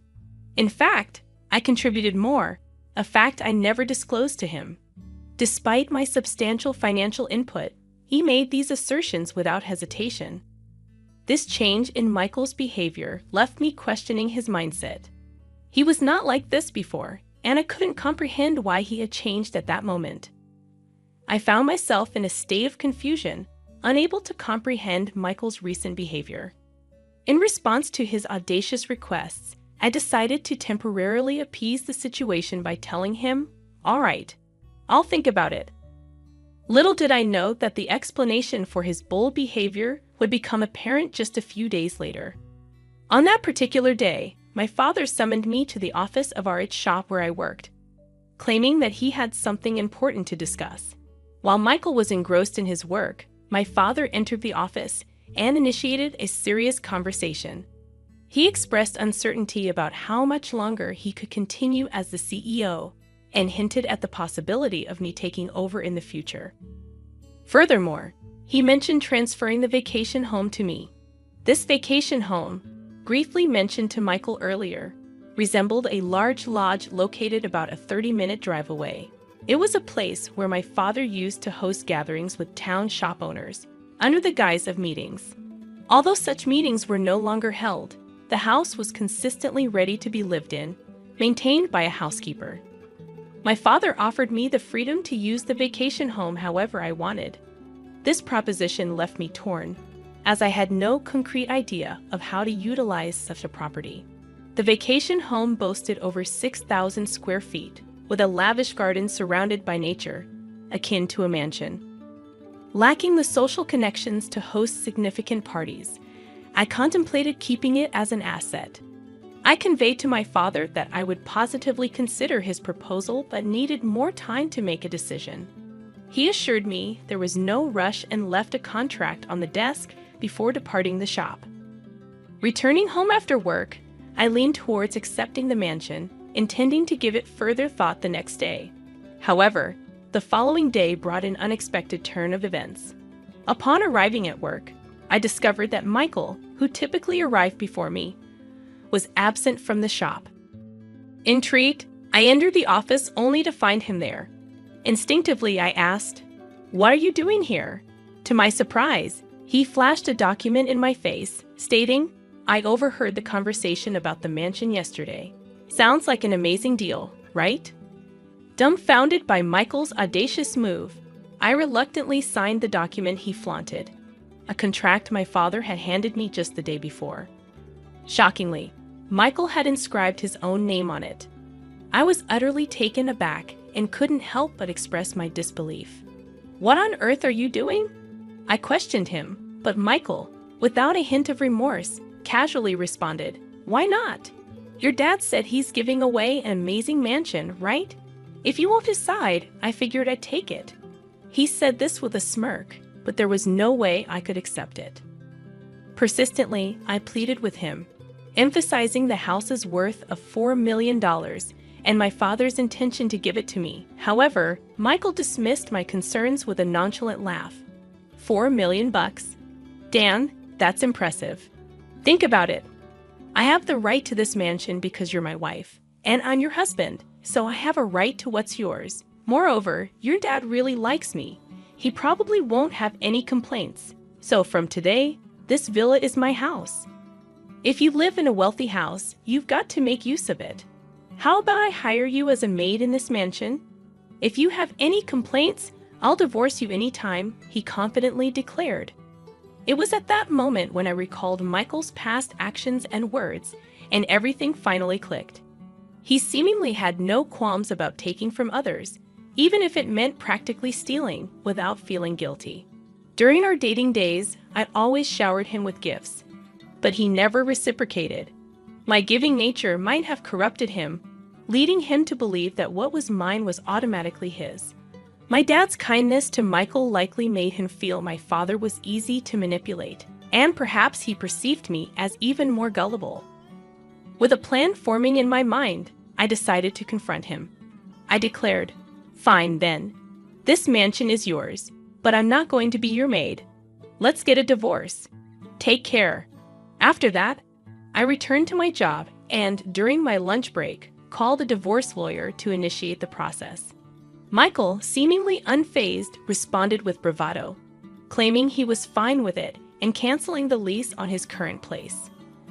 Little did he know that tragedy was about to hit him, and he just hadn't realized it yet.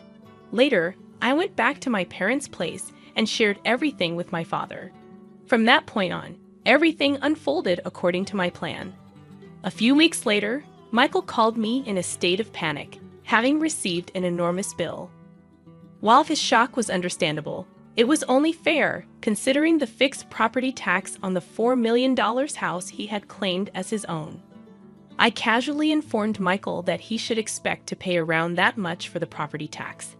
However, he appeared utterly clueless, lacking knowledge that paying tax on owned property is common. Normally, my father would have covered the tax if he had received the property, but upon hearing the entire story, my usually calm father was furious. Despite my warnings about my father's strict nature, he declared he can have it if he can afford it, and accepted the property transfer to Michael. To be honest, a part of me wanted Michael to learn a tough lesson, and there was no way he could afford the hefty amount. Frustrated with Michael's persistent pleas, I decided to deliver a final blow. The annual property tax, I revealed, amounted to about $60,000. It dawned on me that Michael always had a mindset of trying to take advantage of his friends, possibly driving them away and leaving him without anyone to teach him common sense. Acknowledging that I may have been a bit unreasonable, I admitted that my once cute perception of Michael had drastically changed. Without any sympathy left, I hung up the phone. Subsequently, Michael couldn't sustain living in the house and faced forced eviction. Realizing he couldn't afford it, my father reverted the property deed back to my name, incurring the gift tax himself.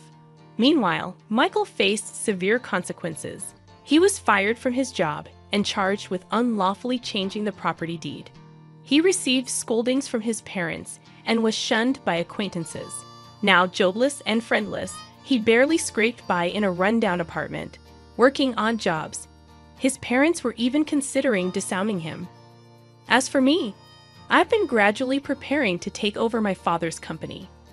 My father once told me that success in business doesn't come from looking for shortcuts. Reflecting on the fact that I almost married Michael, I deeply understand the truth in his words. Inspired by my father's greatness, I push forward every day in my involvement in running the business.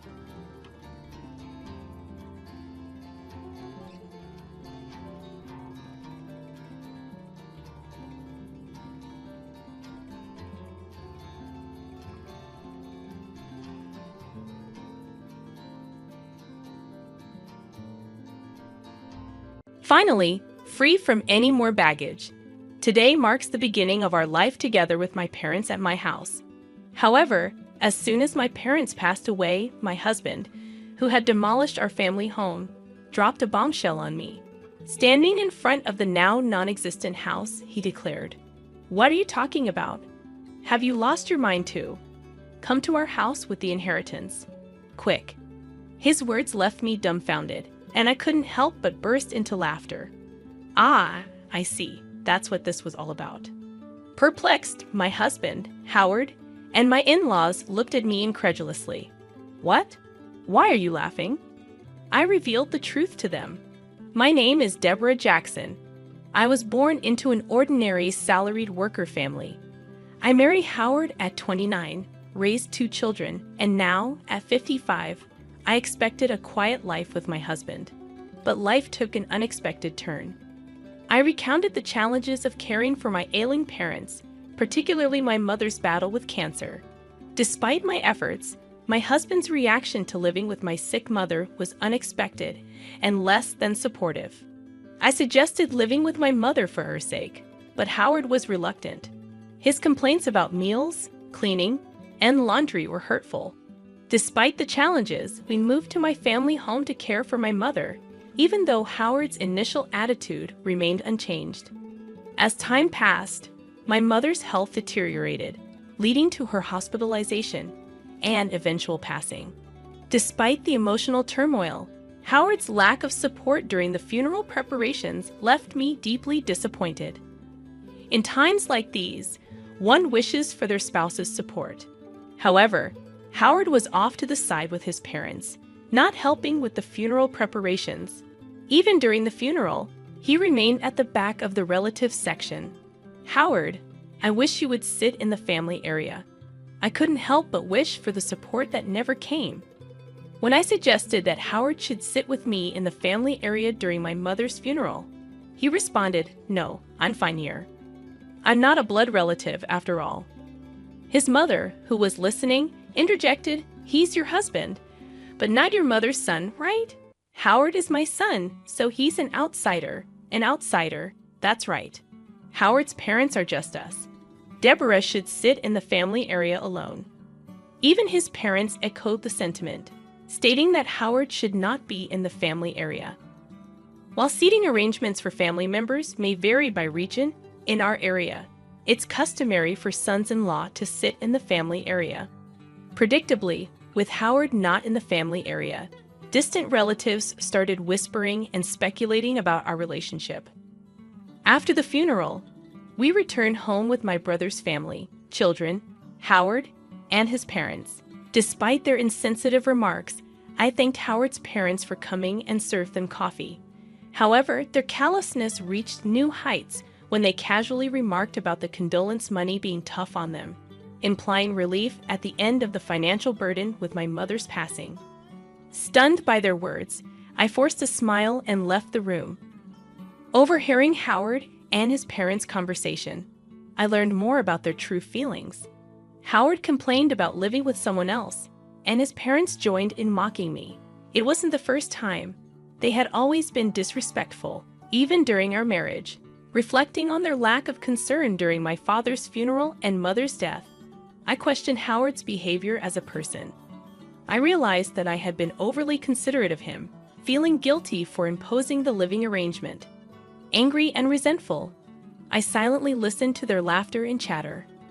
Later, in a conversation between Howard and his parents, they openly disapproved of my defiance regarding my mother's belongings. When they tried to take my mother's bag, I firmly refused, stating my intention to distribute her keepsakes among family members later. This led to a heated argument, with Howard and his parents leaving angrily, labeling me an outsider. Despite explaining the situation to everyone, Howard didn't return home for some time. When he finally did, he surprised me by showing concern and suggesting a trip for me and the kids, even providing travel vouchers. Though unexpected, I couldn't help but feel a mix of emotions, including gratitude and confusion, at this unexpected gesture from Howard. I wonder if your father felt guilty, I said with a laugh as I decided to gratefully accept the travel vouchers from Howard. Well, I'll beat off then. Yeah, take your time. Since you're at it, stay over at the kids' places, Howard suggested. I can't be away that long, I replied. Just go. I'll relax at my parents' house. Don't worry about me, Howard said, sending me off with those words. Julia was happy to have me over. So before the trip, I visited Julia's and then Luke's homes, having been unable to visit while caring for my mother. I helped out a bit by making and freezing some meals for them. Mom, you don't get to relax at all, but thank you. It really helps. They both expressed gratitude for my home-cooked meals. This was all thanks to Howard's suggestion. Then came the long-awaited trip, and I spent a relaxing time at the hotel with my children. It seemed to heal much of the fatigue and sorrow from caregiving and losing my parents. I was away for nearly a week, but both kids returned to their homes with bright smiles. That was fun. We should thank Dad once in a while, Julia suggested. Really? Once in a while? But I wonder if he's up to something, I laughed, half-jokingly. Don't say that. Your father must have had his reasons, Julia replied. I laughed as well, planning to share the memories with Howard and start afresh in our married life. However, upon arriving home, I was at a loss for words. What's going on? The house is... I looked around in confusion, checking my location. Despite being a familiar place, our family home was gone. Then Howard appeared from nowhere, with his parents behind him, smirking at my dumbfounded expression. Howard, what's the meaning of this? I asked. Howard, like his parents, replied with an eerie smile. Finally, the baggage is gone. From today, we'll be living with my parents at my house. What are you talking about? I retorted calmly to Howard's arrogant statement. Then Howard spoke. Lost your mind? Your family home has been demolished. Come to our house with the inheritance. Already, everything you inherited belongs to Howard. I realized what had happened. The disappearance of my house was Howard's doing, all for the sake of inheritance. Despite being overwhelmed with frustration and sadness, I couldn't let Howard have his way. No way, I thought to myself. I burst into laughter at their smirking faces. What? Why are you laughing? What a strange woman. Has she gone mad? My mother-in-law looked at me as if I were something eerie. I faced them and spoke up. Don't you guys know? Know what? I then said to Howard, first of all, I didn't inherit a single penny, so there's no inheritance. I started laughing again after saying this. Maybe they thought they had become rich through inheritance. Their wild imaginations and actions were simply laughable to me. What do you mean? Explain yourself? Howard demanded an explanation, but I remained silent. I thought there was no need to enlighten them before that. I'm not going to live with strangers. If you want to live together, do it alone. Ignoring Howard's question and rejecting his initial proposition, my mother-in-law flared up in anger. You helped with your parents' household, but you won't do ours. You know why I did that, right? I agreed to live together, didn't I? I said we didn't need to live together, but you chose to do so because you didn't want to do housework. My rebuttal left Howard and my mother-in-law biting their lips in frustration and demolishing my family home on your own. There are things you can and can't do. I yelled at them on the spot, then left the scene. Behind me, Howard's voice called out, "Where are you going?" However, I didn't turn back. I had to secure a place to sleep for the night, and I didn't want to see Howard's face. I immediately consulted a lawyer. It couldn't be that easy to demolish a house. The house was still in my mother's name. When I wondered which company had taken the job, an unbelievable truth came to light. Howard and my father-in-law had directly demolished the house themselves. They had meticulously prepared, enlisting the help of acquaintances from my father-in-law's demolition company and renting heavy machinery. Moreover, they had given me the travel vouchers to drive me out. The realization of being utterly deceived brought tears to my eyes and filled me with frustration. Is there any way to punish the three of them? I asked the lawyer through tears, and he smiled kindly. Your husband, who demolished the house registered under your mother's name without permission, can be charged with criminal damage and sued for compensation. Let's start by demanding a proper apology from your husband and his parents. I nodded at his words, and the lawyer promptly started the proceedings. A few days later, an irate call came from Howard. What's this letter of demand about? Oh, you received it. Since you destroyed our important house, you'll have to compensate for it. Compensate? I told you we were moving into the family home. I demolished an unused house for you. You should be grateful, not demanding compensation. Just bring your inheritance and come back home. Howard arrogantly insisted. Grateful for being demolished? Really? And about the inheritance coming home? There's none to bring since I didn't inherit anything. I shouted back over the phone. Howard fell silent, seemingly stunned by my outburst. The reason I laughed when the house was demolished was precisely this. I had a whole year to spend with my mother. It was obvious we would have discussed the inheritance. Then I said, I don't need anything. Give it all to my brother. Thus, all cash and securities were inherited by my brother. He said that I should get the house since he lived far away and couldn't manage it. If I wasn't going to live there, it could be rented out to someone else. That was the plan for me to inherit the house anyway. Either you and your father restore the family home to its original state or pay the amount written there. This amount, I'm being kind enough to suggest a settlement. If you can't pay, I'll file a police report and sue you, I spoke firmly. Sorry, I didn't think you'd be so angry. Of course, Howard replied. I'm angry. Howard began making excuses. He thought that as long as the family home was there, he couldn't live with his parents, especially since his father had always wanted to live with us. My father-in-law was fond of Luke and seemed to have wanted to live with him. He had refused to live together back then because it would have made commuting difficult, but his parents seemed to think I was the one opposed to it. So it turns out that Howard had convinced his parents to agree to this plan by demolishing my family home and making them believe I would move in with the inheritance. But even knowing this now, there's no way I can forgive it. So please forgive me. I didn't mean any harm. Dad is remorseful too. If he's truly remorseful, then he'll agree to the settlement. I said this and hung up the phone. Howard kept calling me and sending messages to apologize. If you're sorry, then hurry up and transfer the money. I pushed Howard away with these words. I knew our family home couldn't be restored, but there was no other way to alleviate these unbearable feelings. Afterward, I stayed at Julia's house. My brother's family and my children knew about this. Even though my brother must have been angry about our family home being demolished without his consent, he said, I won't interfere, but I'll lend a hand. Do what you think is right, Deborah. Everyone condemned Howard's actions and supported me. A month passed without any payment for the damages or compensation. During that time, there was no contact from Howard. I couldn't keep relying on Julia's hospitality forever. I wanted to receive the money soon and at least establish a stable living situation. But contrary to my wishes, something unbelievable happened. It was revealed by a comment from Julia. "This apron looks a lot like Grandma's," she muttered while showing me her smartphone screen. I was shocked when I saw the screen. It was a product page on a flea market app. The item Julia thought resembled my mother's apron was a unique piece I had made for my mother. "What?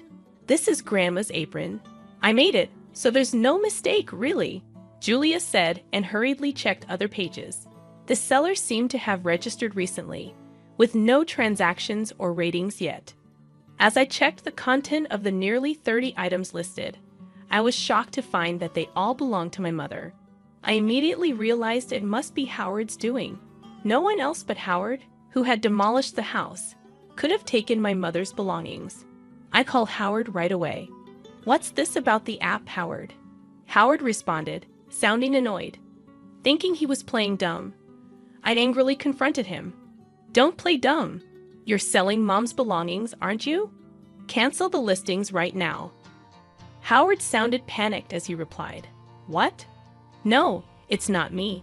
Who else would do such a thing? I'm coming over to get everything back." I hung up and immediately went to Howard's parents' house with Julia. Upon arriving at Howard's parents' house, I immediately called out to Howard. He came out to meet us at the entrance, where I confronted him. "I don't know anything about it," Howard said. "Dad, tell the truth." Julia, supporting me, also pressed Howard for answers. He was visibly flustered. While this was happening, Howard's parents, perhaps realizing we were there, showed up too. "Oh, Julia, you're here?" She smiled happily upon seeing Julia. Julia, clearly upset, spoke to her grandmother. "Tell Dad to tell the truth. The truth. It seems like Dad is selling the stuff Grandma passed away." With hearing this, my mother-in-law laughed. Howard looked troubled and kept repeating, "It's not me." Then my mother-in-law spoke loudly. "Howard's selling them? That can't be true. But because I'm the one selling them." I felt the blood drain from my face at her words. Howard must have known. He looked at his mother with a "this is bad" expression. Julia was stunned, but my mother-in-law seemed cheerful. "What did you say? It's quite a task, you know. Packaging has to be done carefully, and the photos need to be taken well."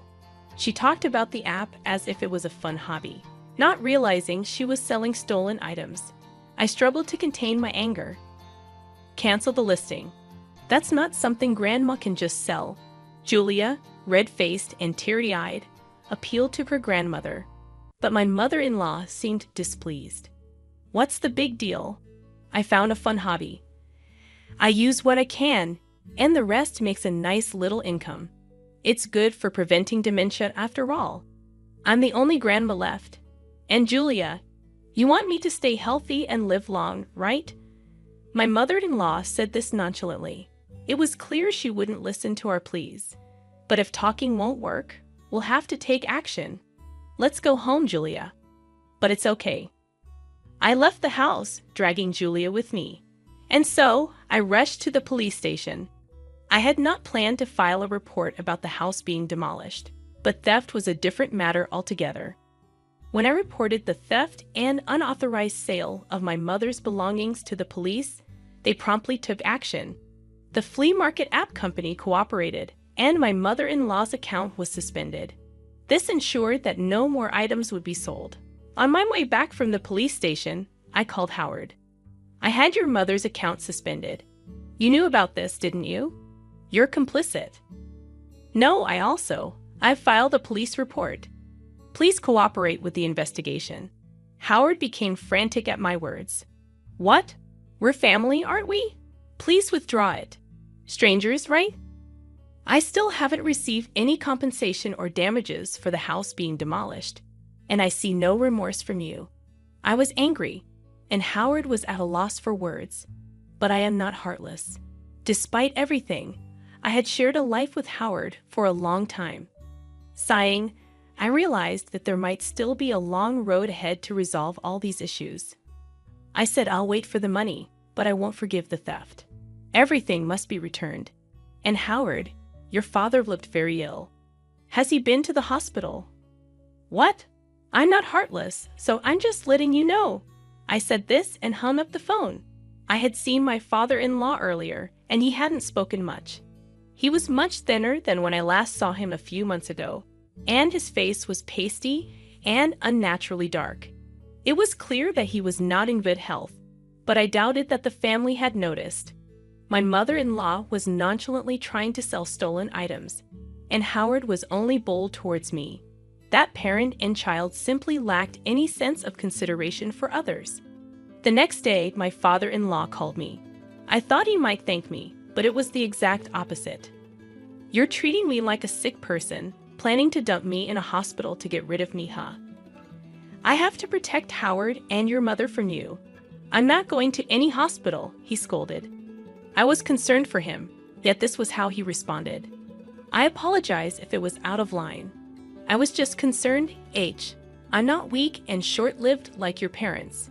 Don't patronize me. I was angry at his words, but a few days later, he apparently felt unwell and went to the hospital. The diagnosis was terminal cancer. Howard called me in a panic. Dad has terminal cancer. What should I do? I snorted. That's none of my concern. Remember what you said when I suggested the hospital. You said you're not weak and short-lived like my parents. Deal with it yourself. How can you be so heartless? Who's the heartless one? Did you ever say a kind word when my mother was sick? Reflect on your own actions. I said this and ended the call. As expected, my father-in-law passed away not long after. As a human being, I didn't want to harbor negative feelings towards someone who had passed, but recalling all that had been done and said, I couldn't shed a single tear. After the funeral, a will was found. Despite his claims of not being short-lived, my father-in-law had been thoroughly prepared. The house is to be inherited by my grandson Luke. The rest of my estate is to be divided between my wife and eldest son, it stated. I was surprised to see Luke's name. My father-in-law had always favored Luke, expressing a desire to live with him. Now he must have wanted Luke to live in the house even after his passing. For Luke, this was an unwelcome burden. Renounce the inheritance. You don't want that house, do you? I told Luke, but he was actually pleased to inherit the house. Inheriting the house would only mean paying inheritance taxes, with no real benefit for Luke. However, if he was happy with it, it wasn't my place to say anything. As per his grandfather's will, Luke inherited the house. My mother-in-law was delighted and paid the inheritance tax. He's our heir, after all, she said. Well, that wasn't wrong. I felt a bit down, feeling like Luke was taken from me. But then something unbelievable happened. Come to our house, responding to Howard's message, I immediately went to his parents' house. There, like me once stood, my mother-in-law and Howard, frozen in front of their house. On the property, there were heavy machines, trucks with the demolition company's name, and workers all demolishing the house. What's going on? It's my house. I can do whatever I want with it, right? Luke, who appeared out of nowhere, seemed pleased watching the house being demolished. Luke, what are you doing? Stop it right now. Even if I stop now, we can't live there anyway, Mom. Luke, what have you done? My mother-in-law and Howard pleaded with Luke, but he just laughed. Have you forgotten what Grandpa and Dad did to Mom, Luke? Grandma, you were horrible to Mom too, right? Did you apologize? Luke, his smile gone, glared sharply at his mother and Howard. They fell to their knees as the machines continued to loudly demolish the house. I felt relieved seeing the scene. Later, Howard, having finally received the inheritance, paid the compensation and damages. It seemed that Luke had recovered the stolen items my mother-in-law took from my mother, and they were safely returned to me. Mom, you've got me and Julia, Luke said, and I finally shed tears of relief. Howard and his mother lost their house and were left with no money, now living again in company housing. Howard and I had moved out of the company housing, and now Howard, along with his mother, had returned, becoming the talk of the town. A wife of Howard's colleague, with whom I am on good terms, contacted me. and I explained everything honestly. They'll likely live uncomfortably in the company housing now, but it's their own doing. Furthermore, with Howard's retirement, the two will need to save up for their future living arrangements. I might occasionally ask friends for updates on their situation, just for a story to share. I continued to stay at Julia's house, but Luke is now planning to get married and build a house. The land from his parents' house sold for a decent amount, surprisingly making the demolished house useful. "Mom, come live with us." Luke even invited me to live with them. His soon-to-be wife welcomed the idea warmly. I couldn't impose on Julia forever, so I gratefully accepted Luke's offer. I resolved to be a different kind of mother-in-law, hoping to live happily with my new family.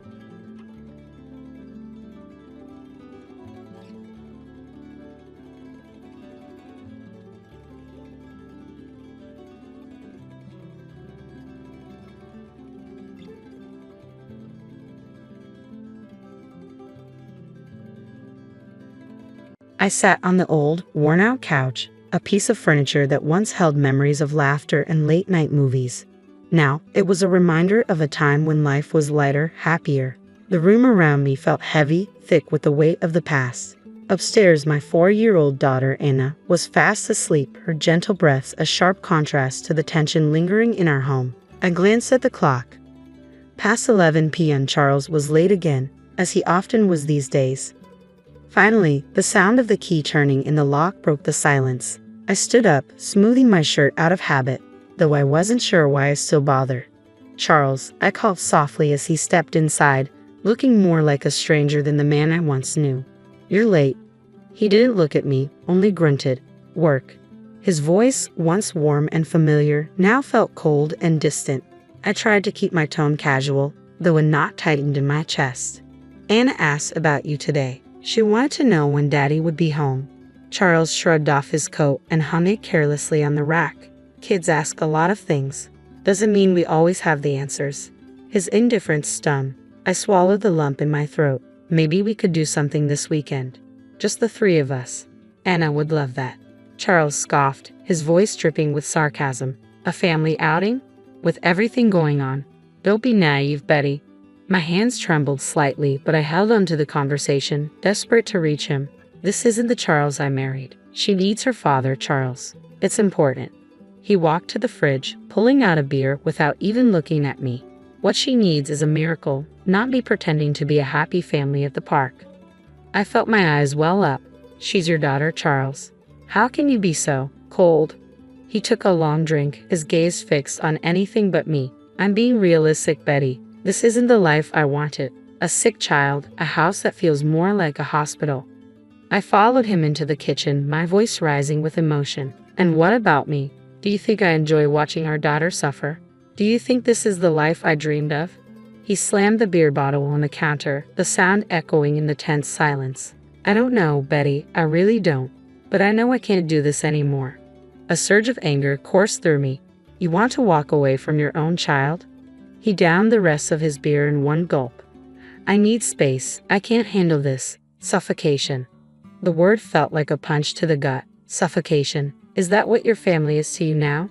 He turned away, shoulders tense. "It's not just that, Betty. It's everything. The constant hospital visits, the medical bills, the way our lives revolve around Anna's illness.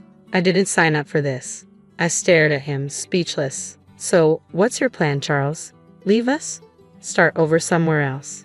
He didn't respond, just walked past me, his footsteps heavy on the wooden floor.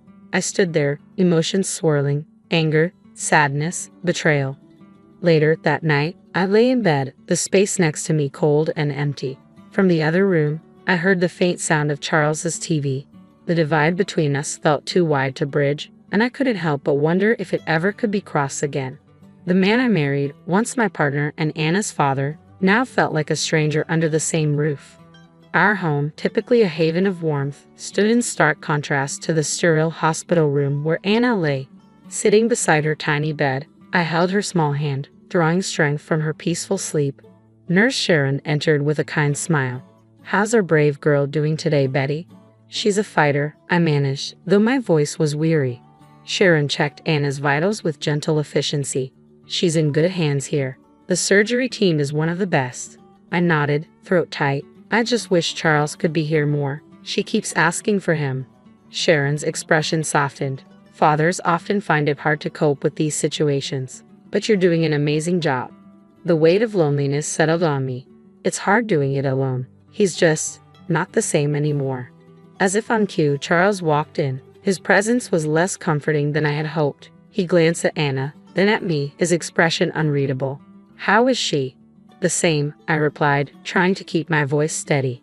He fiddled with his phone, avoiding my gaze. I can't stay long. Work's crazy. A flash of anger surged through me. Work. Right, because that's what's important right now. Charles looked up, his eyes cold. What do you want from me, Betty? To sit here and watch her sleep? I bit back a retort, focusing instead on Anna.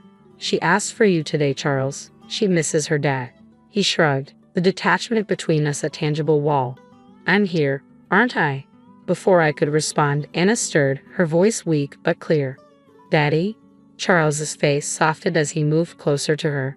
Hey, princess. Daddy's here. Anna managed a faint smile, reaching out to him. Stay with me, Daddy. A mix of hope and sorrow twisted in my heart as Charles hesitated, then sat on the edge of her bed. I can't stay long, Anna.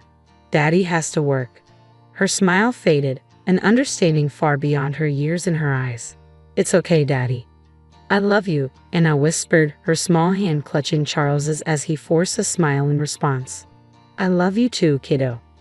As he stood to leave, a surge of resentment welled up inside me. She needs you, Charles. We need you. He paused, his back turned to us, and replied, I'm doing what I can, Betty, but his words felt hollow in the sterile room. I watched him walk away, a familiar sense of abandonment settling over me like a heavy fog. Anna squeezed my hand, her presence reminding me of the fight ahead. The room fell silent, save for the steady beeping of the monitors. Leaning closer to Anna, I whispered promises of better days, promises I wasn't sure I could keep. But in that moment, all I had was hope and my unwavering love for my daughter. The silence was broken by my friend Marilyn's call. I sat in the dimly lit hospital cafeteria, clutching a lukewarm cup of coffee as my mind whirled with betrayal and shock. Marilyn slid into the seat across from me, her expression a mix of concern and urgency. Charles is selling our house, she said, and I felt anger and disbelief swirl within me, feeling a determination I hadn't felt in months. Betty, I can't believe he's going this far. Selling your house while you're anchored here with Anna, she continued, and I inhaled sharply, my hands trembling as I struggled to calm myself. Marilyn, please try to delay the sale. I need some time to figure this out. Her expression hardened with resolve. I'll do everything I can, Betty, but you need to know he's insisting on closing quickly. I leaned in, my voice steady with newfound determination. He won't succeed without a fight. He thinks he can just erase our lives and start anew. Marilyn squeezed my hand in solidarity. What's your plan, Betty? The word plan echoed in my head, igniting a fire within me. For too long, I had been passive, a spectator in my own life, overshadowed by Charles's indifference. No more. I'm taking a stand. First thing tomorrow, I'm meeting with a lawyer. We'll find a way to help the sale. Encouragement lit up Marilyn's face. That's the spirit. Fight for what's yours, Betty. I'm with you every step of the way. I nodded, my resolve bolstered by her support. I'll also need solid evidence, proof of his duplicity, any fraudulent dealings, anything that will strengthen our case. Marilyn proposed we start by scrutinizing the sale details. I'll gather all the information I can, I replied, feeling a sense of purpose wash over me. I focused on the buyer and any irregularities in the deal as I took a bitter sip of my coffee, its harshness mirroring the turmoil inside me. After everything we had been through, I couldn't believe he was capable of this, both to Anna and to me. Marilyn tightened her grip on my hand, her voice filled with resolve. He's a coward for underestimating your strength, Betty, and he'll soon realize his mistake. Rising from our seats, my determination solidified. He'll regret this, Marilyn. He'll regret harming Anna and trying to steal our home. I'll see to that. Marilyn stood by me, fierce and unwavering. Let's turn the tables on him, Betty. Let's show him he messed with the wrong woman. Concealed just outside the realtor's office, my heart raced as I eavesdropped on the meeting inside. Charles was there, smooth-talking the potential buyers with his usual charm.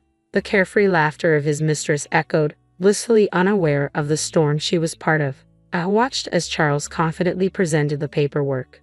This house is a gem, an absolute steal at this price, he boasted while the interested couple, eager yet cautious, nodded as they perused the documents. Everything appears to be in order, the wife commented, and Charles's mistress, decked out in vibrant red lipstick, leaned in close, chuckling. See? Easy as pie, she murmured. My anger flared, but I remained focused on gathering gaming evidence. The husband glanced up, inquiring, and the owner is on board with all this, Charles replied swiftly, spitting a lie that seemed almost believable. Absolutely, she's ready to move on and eager to sell quickly. My fists clenched at his blatant falsehood, my nails digging into my palms as I fought the urge to storm in. Marilyn, ever the ally in my scheme, smoothly interjected, if you're ready, we can finalize the sale right now. The couple exchanged glances and nodded. We can't pass this up. I watched in silent agony as they signed the documents, each stroke a blow against the life we had built. I remained stoic, aware that this was a moment for clear-headed action, not unchecked emotions. Charles's laughter echoed in the background, mingling with the clinking of glasses as he toasted to new beginnings with the buyers, his arm around his mistress. Then, I made my entrance into the room, causing a ripple of shock and confusion among the guests. Enjoying yourself, Charles?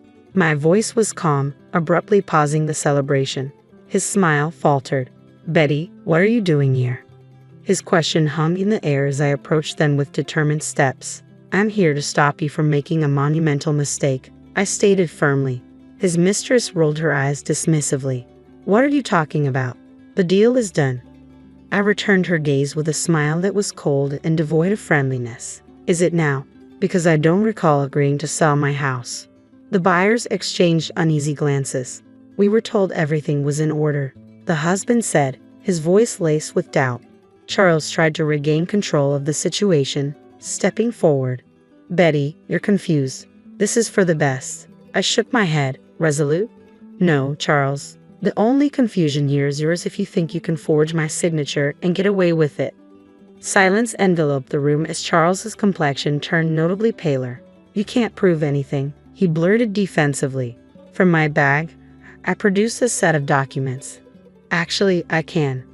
I held the papers tightly in my hands, feeling the weight of their significance. I have these, I declared. What you're holding are forgeries.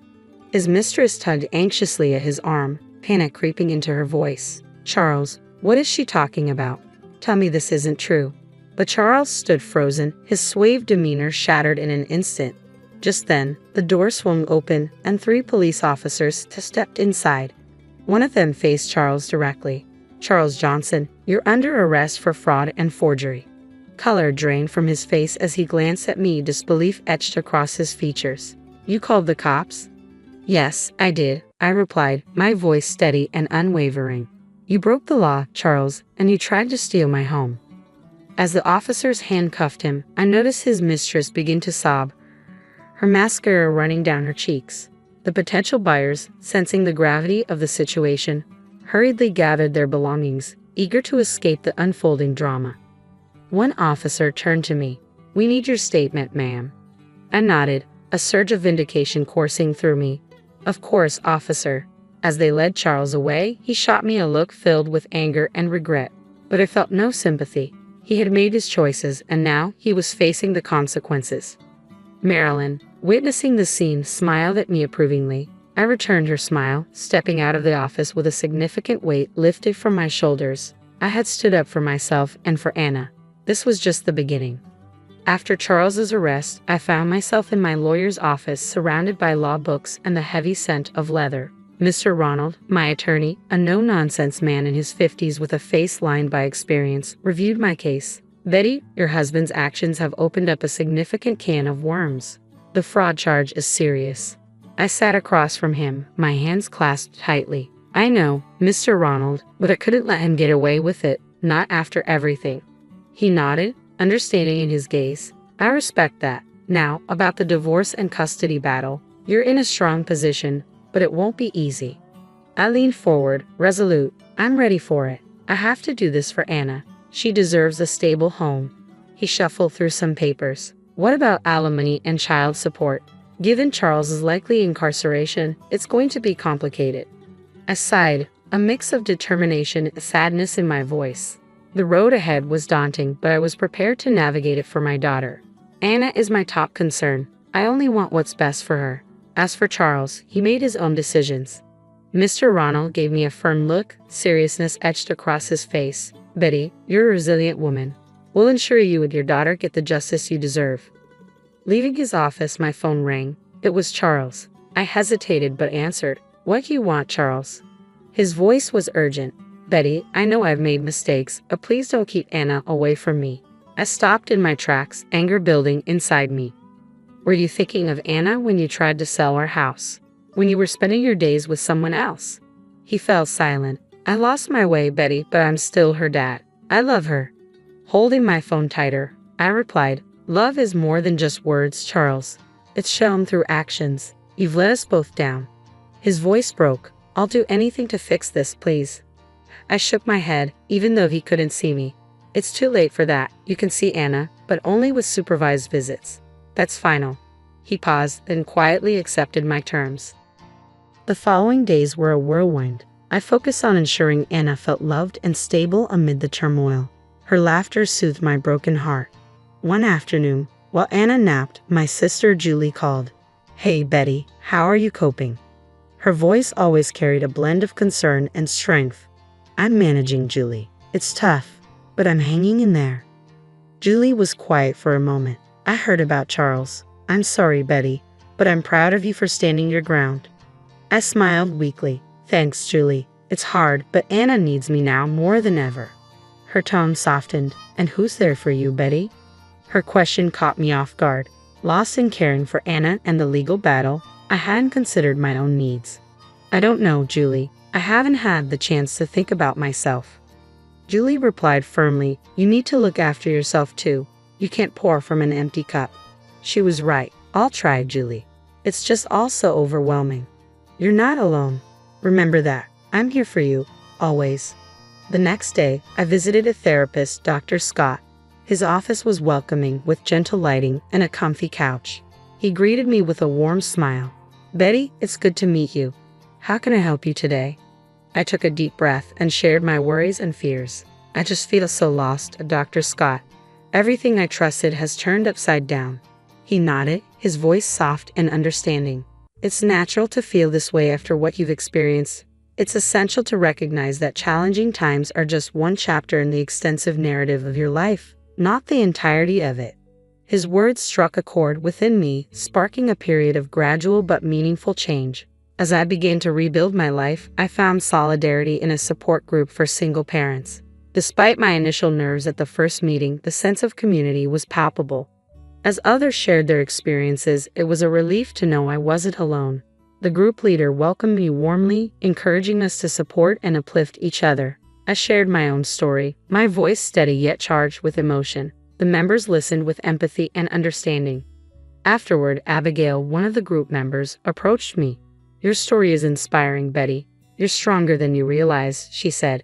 Her words buoyed my spirits, and I began to believe that maybe, just maybe, I could transform this challenging chapter into a tale of resilience and hope. Back home, in the calm of an early morning, I reflected on the tumultuous journey that had brought me to this moment of peace. The divorce was finalized, and the documents sat on my coffee table, marking a new chapter of independence. The legal battle had been grueling, but I had fought hard against Charles for a fair share of his assets to secure a stable future for our daughter. The court ruled in our favor, and Charles was found guilty of fraud, facing serious consequences alongside his accomplice. Watching them point fingers at each other was surreal. There was no remorse, only blame. Yet despite the chaos of legal battles and emotional turmoil, there was a silver lining. Anna had recovered well from her surgery, her vibrant laughter once again filling our home and bringing warmth that had been absent for too long. As I sipped my morning coffee, I contemplated our future, one I had fiercely fought for, now bright with promise. Anna was my priority, my beacon of hope. We had weathered the storm and emerged stronger than before. I looked at the photographs on the mantel, pictures of us at the park, at the zoo, our faces bright with smiles. These weren't just images. They were symbols of our resilience and our capacity to find joy even in adversity. Just then, Anna burst into the room, her hair tousled and her eyes sparkling with excitement. "Mommy, are we going to the park today?" she asked eagerly. My heart swelled with love as I nodded. "Yes, sweetheart, we're going to have a great day." Her laughter rang through the room as she clapped her hands in delight. Watching her play, I realized that these moments of joy and recovery were what truly mattered. The struggles, the pain, and the betrayal were behind us. Ahead lay a path filled with healing, laughter, and a new journey.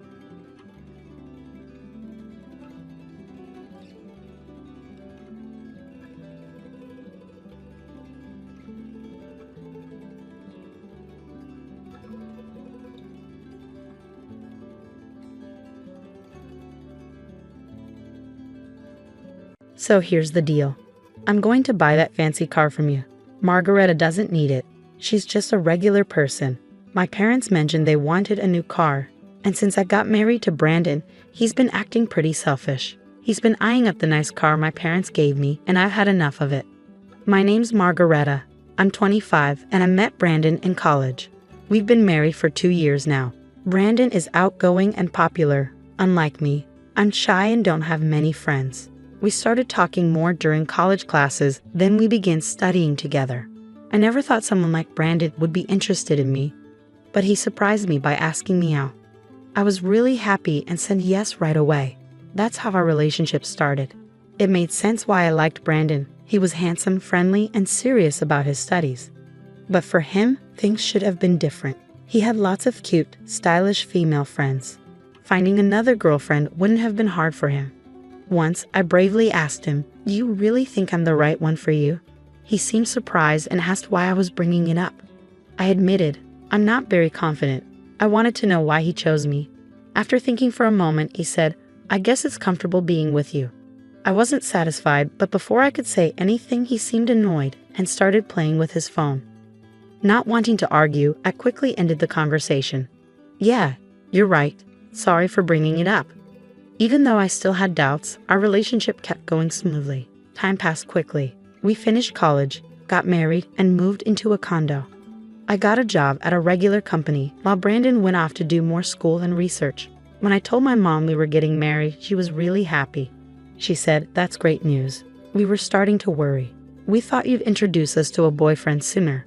I felt bad for not telling them about Brandon earlier, but Mom understood. She said I've always been independent, handling things on my own. Knowing Brandon was there for me made her feel better. My parents met in college and still love each other a lot, which I admire. Dad worked hard, climbing up the ladder at a big company.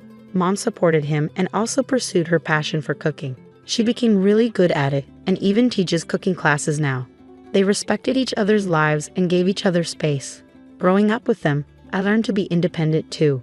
I wasn't great at much except studying, so I didn't go to grad school. I wanted to be self-sufficient and start my own life soon. Even though I grew up in a well-off family, I didn't want to rely on them forever. I wanted to have a family of my own, like Mom and Dad. I hope to make them proud by having kids someday. It might sound simple, but for someone like me, it's a big goal. Once we moved in together, Brandon started acting more selfishly. He was a grad student and worked part-time, but he didn't pitch in much for our living costs. I tried bringing it up gently, saying, "Hey, Brandon, it would be really helpful if you could contribute more of your part-time earnings towards our expenses." But he just coldly replied, "I do contribute some, you know. And didn't you say you'd handle the living expenses when we moved in together, Margareta?" Brandon always talked about wanting to be a professor, which is why he went to grad school. I had assured him not to worry about money when we got married, telling him I had a good job. I murmured, "Yeah, I did say that," feeling unsure about what to say next. Brandon sighed heavily. "You wouldn't get it. Being a grad student costs a lot for socializing and stuff. Oh, and by the way, I need money for a research trip. Can you lend me $500? I'll pay you back later." Brandon's financial pressure became more common and our problems got worse. He started spending more nights away from home, leaving me waiting by the phone with cold meals in front of me. When he did come home happy for a change, I was too forgiving. He'd sometimes say things like, "Hey, Margarita, remember you wanted to go somewhere? I have tomorrow off, let's go." He'd bring up outings out of nowhere, or compliment my cooking, making me feel special. Each time he was nice to me, I'd catch a glimpse of the happy married life I wanted, and it made me hesitate. But I knew this wasn't normal. I felt lonely and anxious, but I couldn't talk to anyone about it. I didn't want to upset my parents, who were thrilled about our marriage, but they must have started to notice something wasn't right. When I finally visited my parents after a long time, Dad suggested I stay over and have dinner with them. Mom cooked a big meal to welcome me back. During dinner, Dad mentioned my Aunt Ellen had visited recently and wanted to see me. He said she's always spontaneous like that. Ellen was lively, ambitious, and independent. I'll reach out to her soon, thanks Dad. Dad mentioned how much my Aunt Ellen loved me and how she always teased about Brandon stealing me from her, even though she didn't want to get married herself.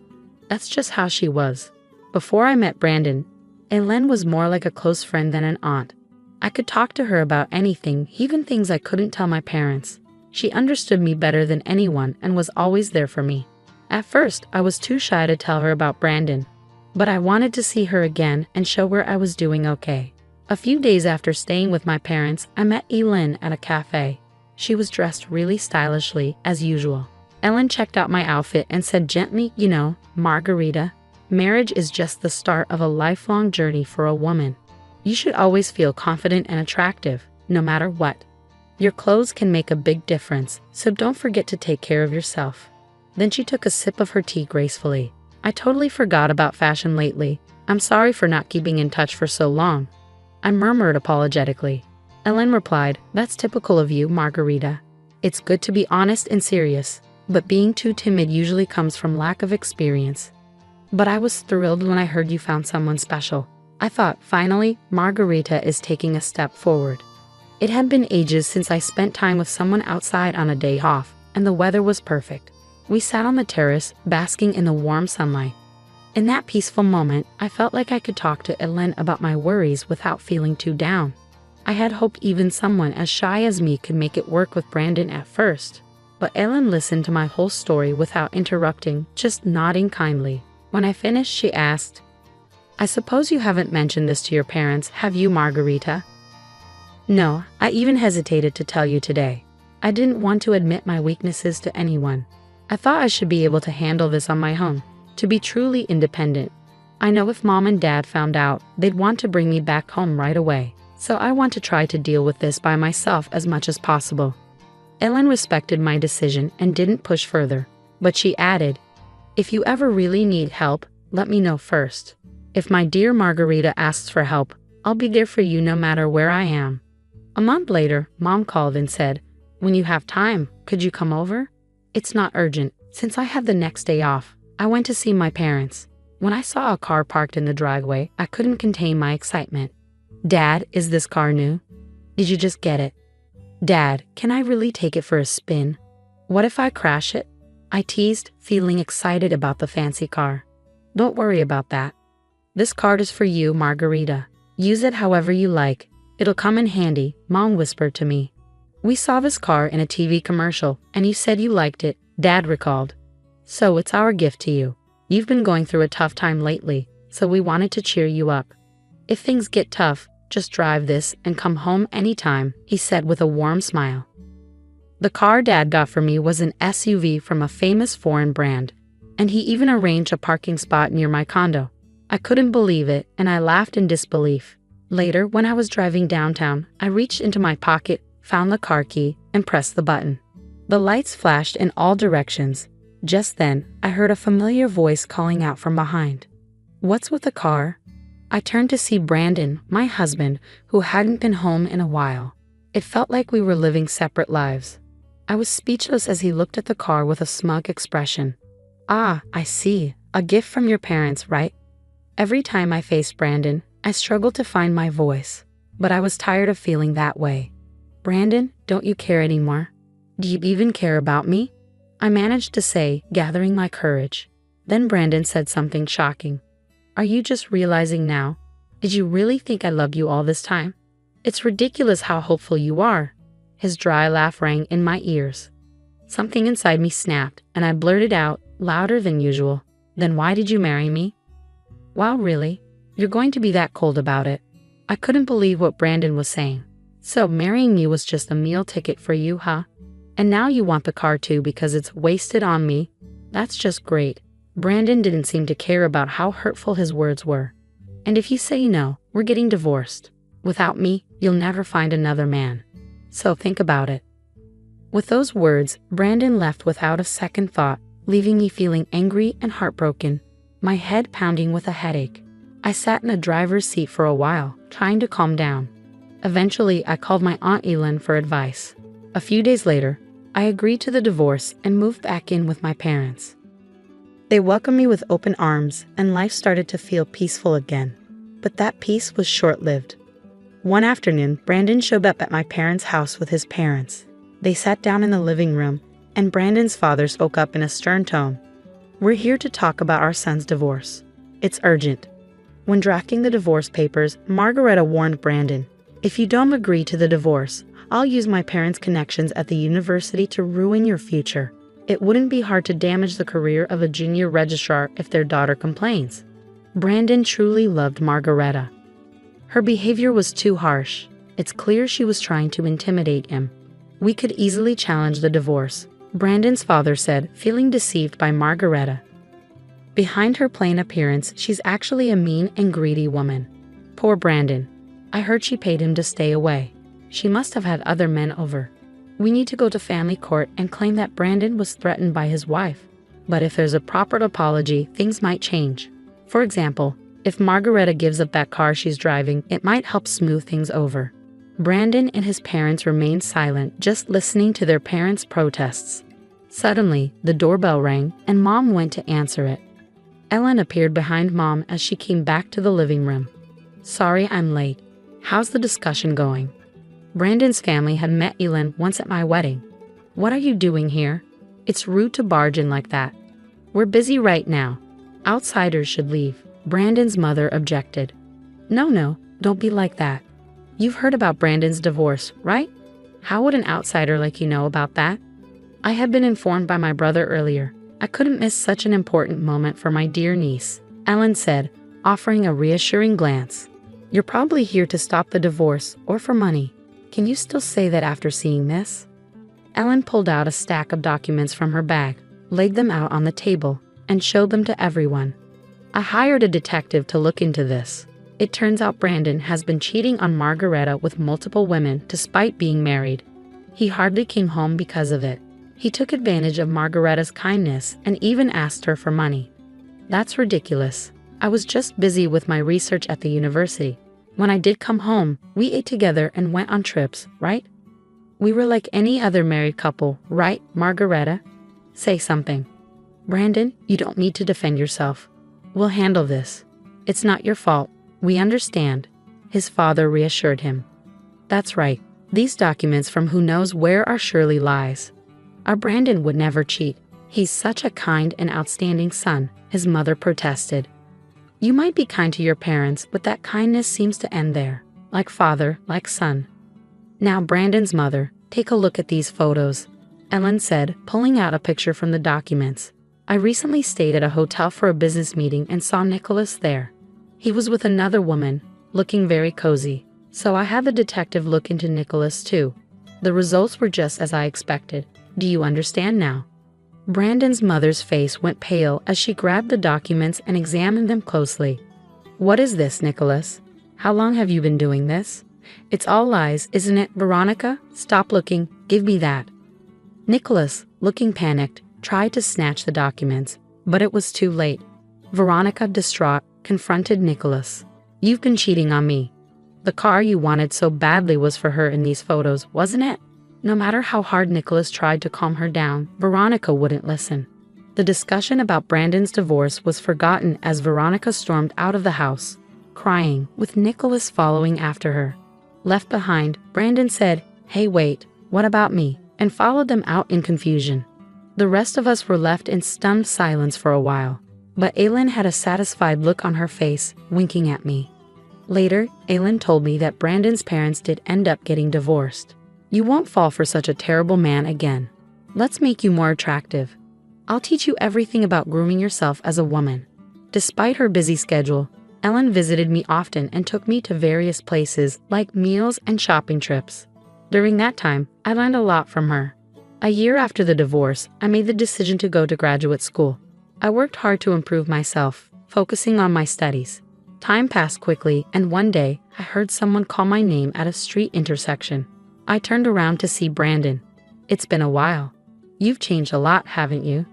At first, I didn't even recognize him. In Brandon's eyes, the woman standing before him was no longer the plain ex-wife he knew, but had transformed into an incredibly beautiful and attractive woman. Meanwhile, Brandon had fallen on hard times due to the scandal of his parents' divorce. It seemed he was no longer attending graduate school. His parents, Nicholas and Veronica, had decided to stop providing him with financial support because of the trouble he caused. He was struggling to afford his tuition and living expenses, far from the carefree life he once enjoyed. The women who used to be interested in him had left him one by one. The former glory he once had vanished in an instant, and now he found himself face to face with his ex-wife, who seemed to be a completely different person. As Brandon was about to suggest catching up, a man approached and asked, "Sorry for the wait. Are you a friend of Margarita's?" It was Leonard, the man I was currently dating.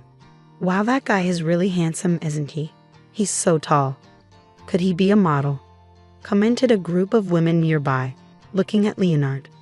He's someone from my past, but it's okay. We're finished talking. Let's go, shall we? Leonard said, taking my hand and briefly acknowledging Brandon. Brandon stood there, stunned, as Leonard led me away by the hand. Without a second thought for Brandon, Leonard and I walked towards the crosswalk, and I didn't look back, keeping my gaze straight ahead as we left.